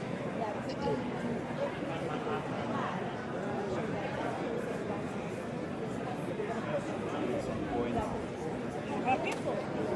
You need to record? Please do. Recording? Yep. Let's go for it. Okay. Excuse me, I think my first question is, from the votes that have been counted so far, could we say that we are likely to have a coalition government for sure? Well, I'm absolutely prepared to say that not only will we have a coalition government, but based on a series of very sophisticated projections which always happen after South African elections, we will have the ANC below 45%. And so that means not only a coalition, but one in which the ANC really may have to stretch across the aisle to one of the big parties in order to make the majority. And I think that constitutes a seismic shift in South African politics. And I mean, I know you're not an economist yourself, but do you think, there's a lot of talk about investors, the markets, and how this change in government is going to affect the country. How do we move forward in this different scenario? Well, I would say to investors, just hang tight. Don't get lost in either euphoria or hysteria. I think no matter what kind of coalition we see, many of the fundamentals that underlie South Africa will remain true. Our independent judiciary, our vociferous media and civil society. And even if there's a coalition of the left or a coalition of the right, I firmly believe that a number of the policy positions that the ANC has adopted are fundamentally popular, even if the ANC itself isn't anymore. And we may see tinkering with policy margins, but I don't go in for the view that South Africa will become a completely different place overnight. I think caution and calm and watching how things unfold is much better than a hysterical reaction. Can I ask if you can just project a bit higher because of the noise? I think my second question after that is, who is likely then to become ANC's partner from what we're seeing on the leaderboard right now? Well, it's very difficult to say, but what we do know now is that the ANC is in a trilemma. It must either choose its sworn enemy, the DA, or it must choose its sworn enemy, the EFF, or its sworn enemy, the MK party of Jacob Zuma. It cannot choose none of those options. And so the ANC will have to decide whether it goes with its historical partners in the EFF and MK, or whether it takes an unprecedented step of reaching across the aisle of South African politics in a grand coalition with the DA. Any one of those coalitions is politically unprecedented, but it remains to be seen to what extent that represents a true policy shift in South Africa. And with this, very seismic shift and significant change in how we're going to see this country post these elections, what does the fate of Ramaphosa look like as we speak and post the election cycle? It's a crucial question, and I think Cyril Ramaphosa sits as a much diminished figure as we watch this completely incredible election unfold. He is now the ANC president who has presided over the biggest and fastest decline in support. He is a president that no longer commands a majority in parliament, and he's a president that is significantly weakened. And I think the immediate question which comes to my mind is whether he's considering his position, because I think he is in a very, very difficult position as president of the country now with these shock results. Could this mean that the ANC will have to recall Ramaphosa, and if they make that decision, which would be big in and of itself, who will take over from him? Well, now we see the difficult position that the ANC is in, because as unpopular as the ANC is, President Ramaphosa is slightly more popular. So do they stick with him despite the fact that he's wounded, or do they take the risk of another leader? The fact of the matter is, though, that ANC politicians will be looking towards the future. President Ramaphosa can't have another term as ANC president, and so his political capital, in my view, can only wane from this point. So the ANC will have to decide, do they act quickly and try to restore capital in another figure, or do they persist with Ramaphosa, who will be a wounded figure, who faces his own questions of corruption in the Phala scandal itself? Gwede Mantashe earlier on said that they haven't started any talks about coalitions because that's not an option for them. They are still going for a 2/3 majority. If conversations about coalitions have started, who do you think, which parties have started talking to each other? Well, Gwede Mantashe has said a lot of things in this election, and that's one of the more incredible. I think everyone is talking, and everyone has been talking. I'm sure that the ANC is talking to the MK party, even though they pretend to be mortal enemies. I'm sure the ANC is talking to the EFF, and I'm sure the ANC is talking to the DA. The only question now is which of those talks will reach success, and that remains to be seen. But there's no doubt that the ANC is forced now to have uncomfortable conversations. So you are ruling out any coalition options between the smaller parties and the ANC, or is it going to be the ANC versus the bigger parties?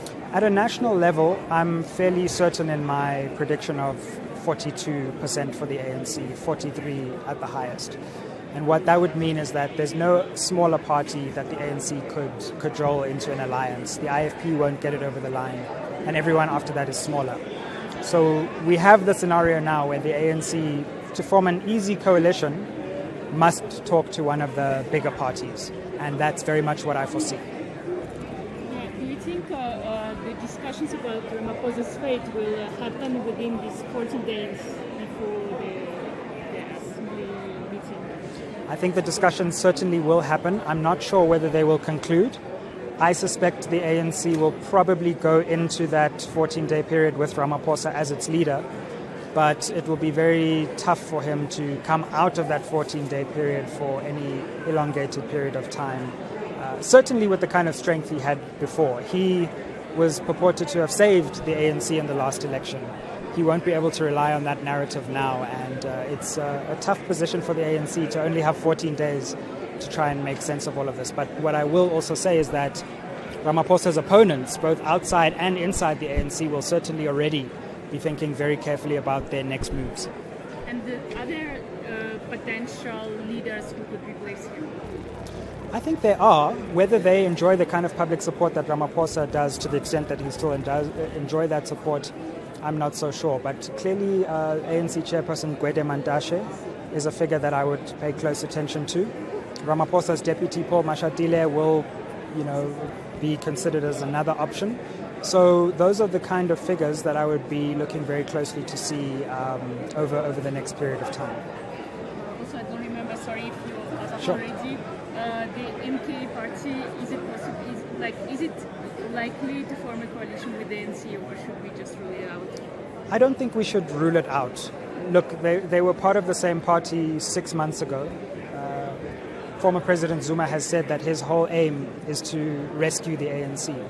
So I wouldn't rule it out, but the question is whether the ANC will be able to stomach an MK coalition.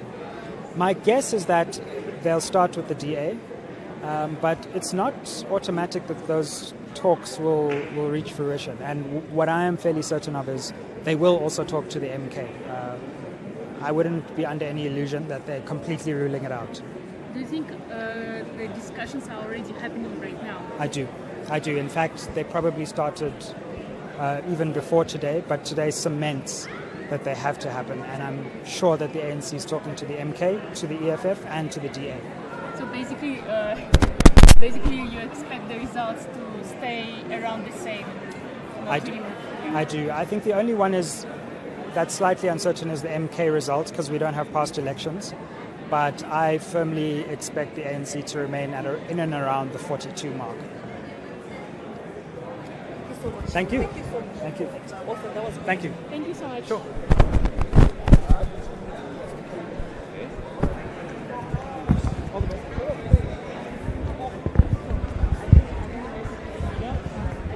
No, you just repeated the question because I had already asked it. Oh, sorry.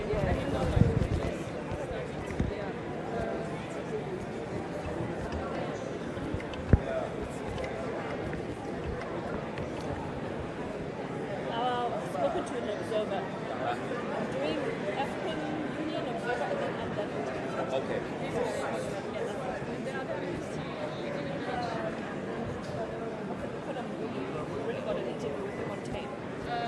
But I don't have his number, but he is around. I want to ask and he's also very good. And I can walk around too much going to find him.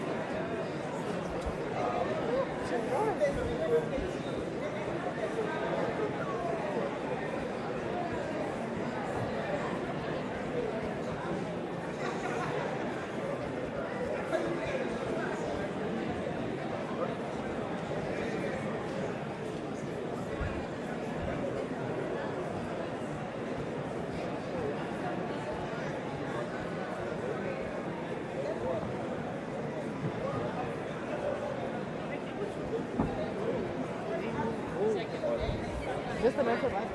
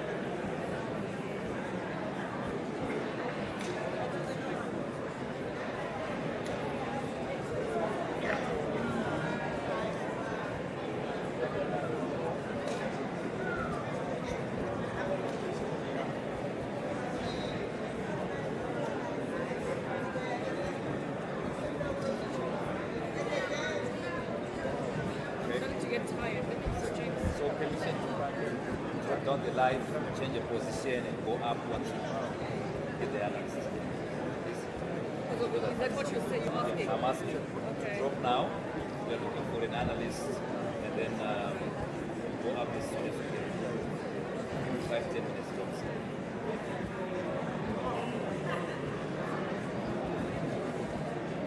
So you wait. Will your battery storage issues not be solved by that thing? Not because our phone is constantly have to run around. But that thing will help me because I'll have power close. You know what I mean? To charge your battery. Charge this one, get this one out, get another one. But Bring it. the watch one. Let's bring it. Even if I bring it now, It's not going to change it's not going to change my problem because it's battery side. So you need to change battery right now. So that's what I'm saying. You want to go down to 10 minutes to change battery. Yes. What I want to do is I want to go now, change the background with you for the analyst. Only come up when we have the analyst in the back. So that once you start your interview, I don't have to stop. Do you understand? Change the background, change batteries.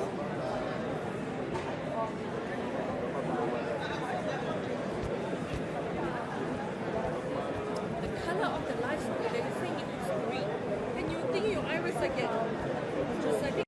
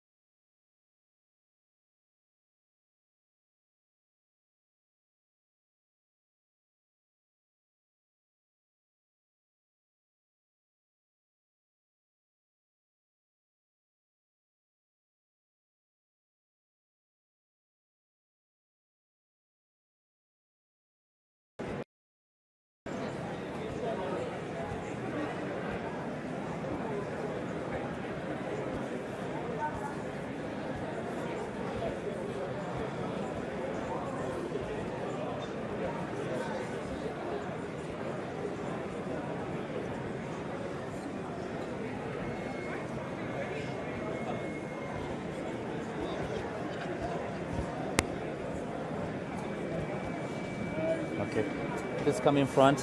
I wanted to stand here. Do you have space there? I'll stand right there. Right, like here. I want her here, like here. Can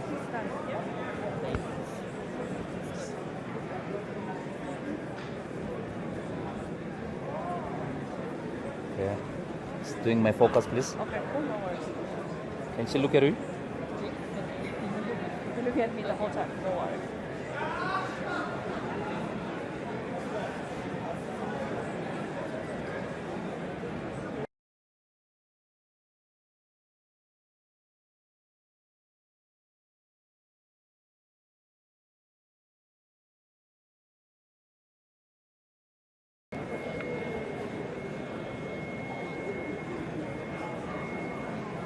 Can you slightly twist? No, this way, this. Yeah, but you're facing, yeah, like that. Slightly. Yep, yeah. There. If you can hold it there.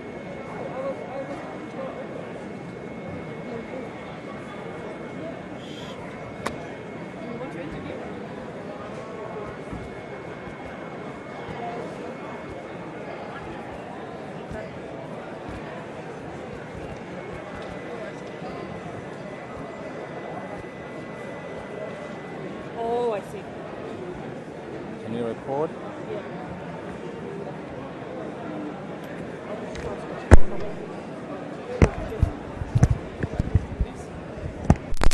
Let me know when you're ready for test. Testing.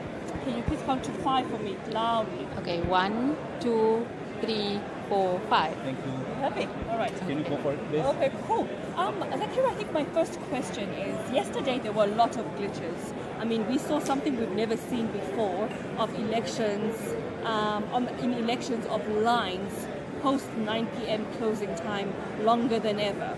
From an observer's point of view, what went wrong? Well, the reports that we received from observers was that there was a very high voter turnout, firstly, and that's not necessarily a bad thing. It's actually really good for democracy. The second thing was that the voter scanning machines or devices weren't working very well. In some instances, it took a lot of time. And I think the message that went out to presiding officers may not have reached directly or immediately, that you can go back to the voters' roll system. But we've also received reports, for example, that people who may have updated their addresses recently were not found on the printed voters' roll versus the electronic machine. So I think that caused a bit of confusion. And the third thing, I think it's just the general excitement of voting coupled with perhaps the third ballot, which extends time in the voting station per person. So those three factors, I think, put together were what was really behind the extended lines and queues. Now that that's been concluded, the numbers are coming in. There's a lot of excitement, anticipation from political parties and voters. What has been the mood on the ground? What have observers been seeing about this election process? Well, I think yesterday was an important indicator of the tenacity of South Africa's democracy. The period leading up to elections was quite tense in some instances. There were cases before the Constitutional Court, for example, very fiercely contested campaign. But yesterday there was a mood of calm, if not happiness and joy, as people went to voting stations. And that was really important. Of course, there were one or two reports that came through of some tensions between political parties at voting stations, but that's something to be expected in an election period. And I think that sense of calm has prevailed through today, which is quite important. But there's also a lot of anticipation about the future of the country. Lots of talk about coalition governance, whether it is going to happen or not, speculation about results coming through. So I think people are waiting with a sense of expectation about what the next few days will hold. I mean, this is a crucial election coming at a significant time in the country's history, celebrating 30 years of democracy. I mean, we kind of, have gotten the hang of this. And would you say that the election process, up until this point, has been a true reflection of the maturity of South Africa's democracy? Would you also then speak on, your observation of how the IEC has handled these glitches? Well, in the last 30 years, not just this particular election, the IEC is one of the most respected public institutions. And there have been polls, for example, by the Afrobarometer report and others that show public perception enjoys a lot of trust in the IEC as compared to other public institutions. So the IEC has run elections generally very well from 1994 to now. Yesterday, yes, there may have been glitches that have taken place, but at the voting stations at which we were based, or our observers were based, the feedback was largely positive. Irrespective of the glitches, I think that those glitches do need to be ironed out. It's absolutely essential. We have a growing population, and by next election, there perhaps may be many more people in those voting queues. So the sooner we sort out all of these glitches, the better for democracy.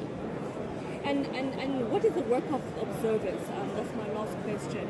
Post voting day, I mean, what are you looking for right now to ensure that this election process is smooth, is democratic, is free and fair?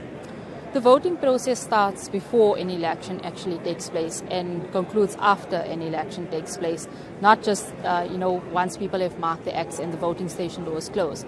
It's the period that follows, so are political parties keeping to the electoral code of conduct even in this post-elections period? Are they accepting the results of the IEC?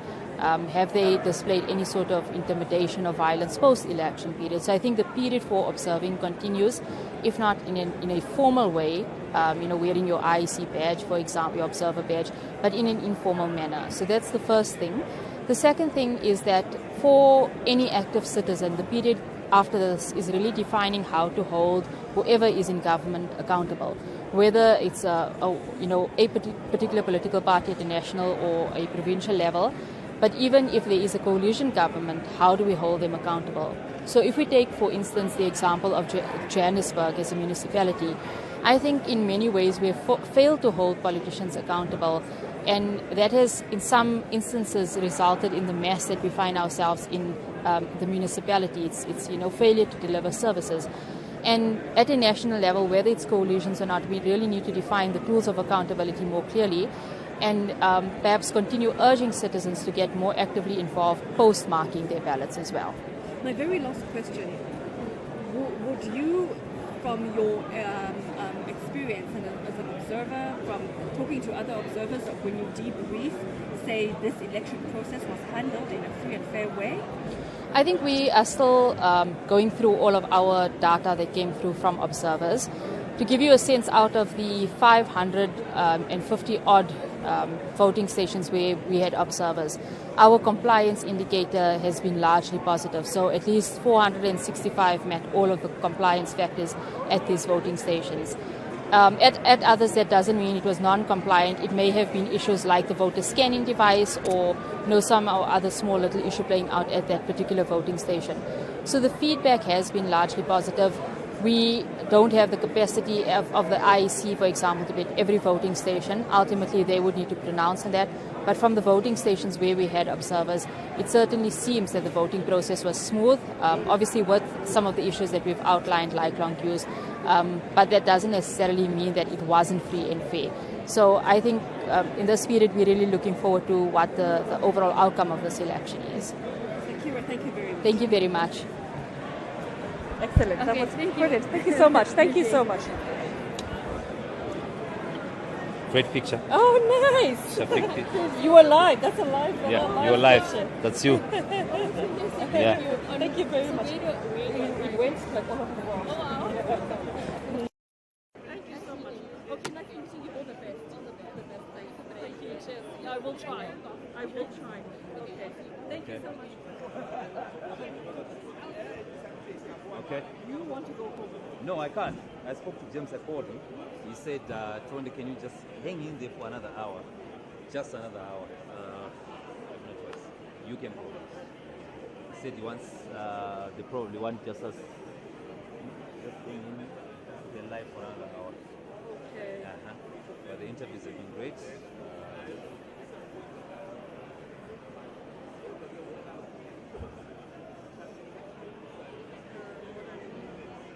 I'm hungry. I'm starving. They don't serve dinner here? Dinner is a long stretch. They do serve breakfast and lunch. Dinner, I don't know. Do they? Okay, what about food? On pizza? Yeah, pizza will be great. Please, pizza.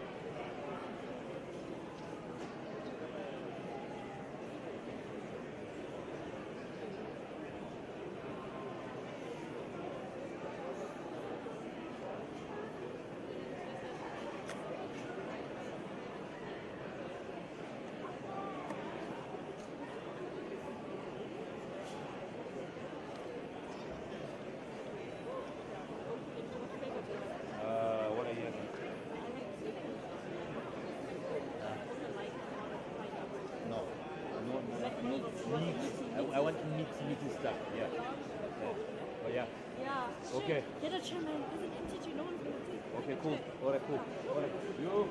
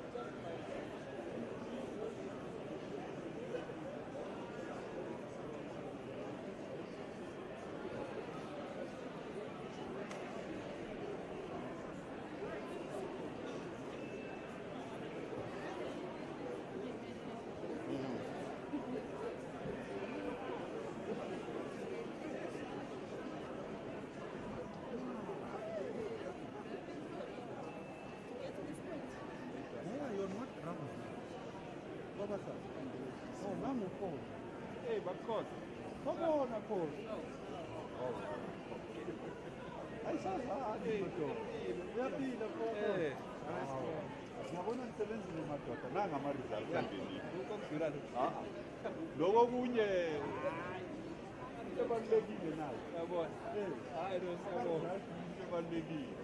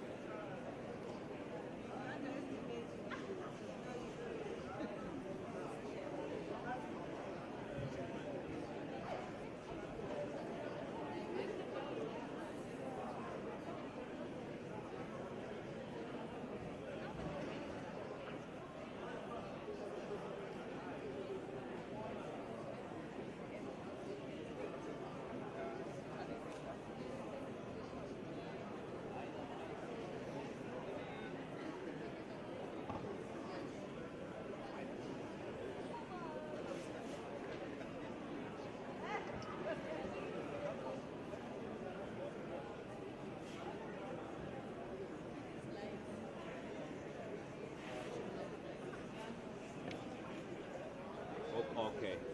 So, okay. Okay. So, but I can, okay, but it, okay. I can just keep it static like that.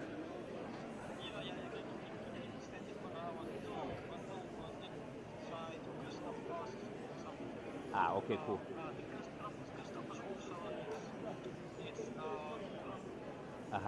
No, okay, no problem, Safik. So, at some point, I will have a battery change. I think after about 15 minutes, I'll ask for permission for a battery change. Drop.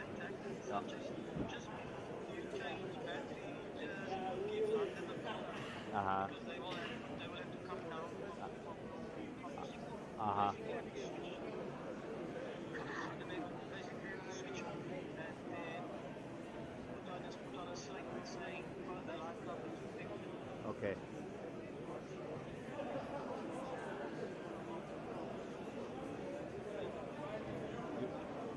All right, Safik. Cheers, bye. Okay. All right. Okay, cool.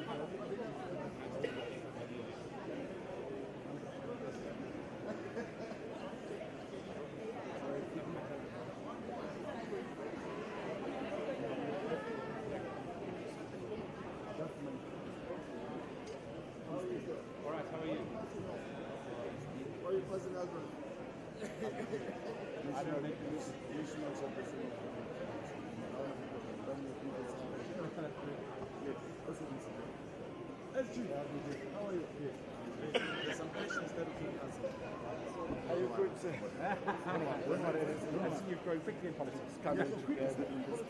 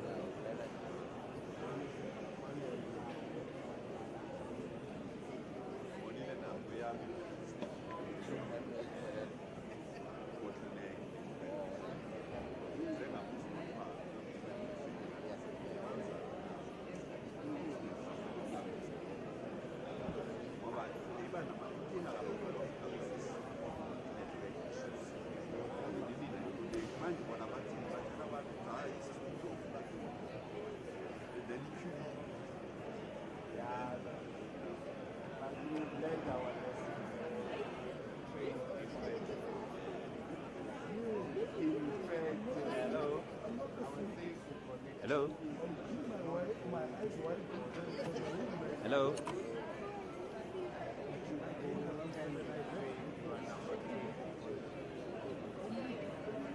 Ngoba mina what I find ukuthi kahle kahle noma bengakutshelani inamba le nto yama-alphabetical is very quick to find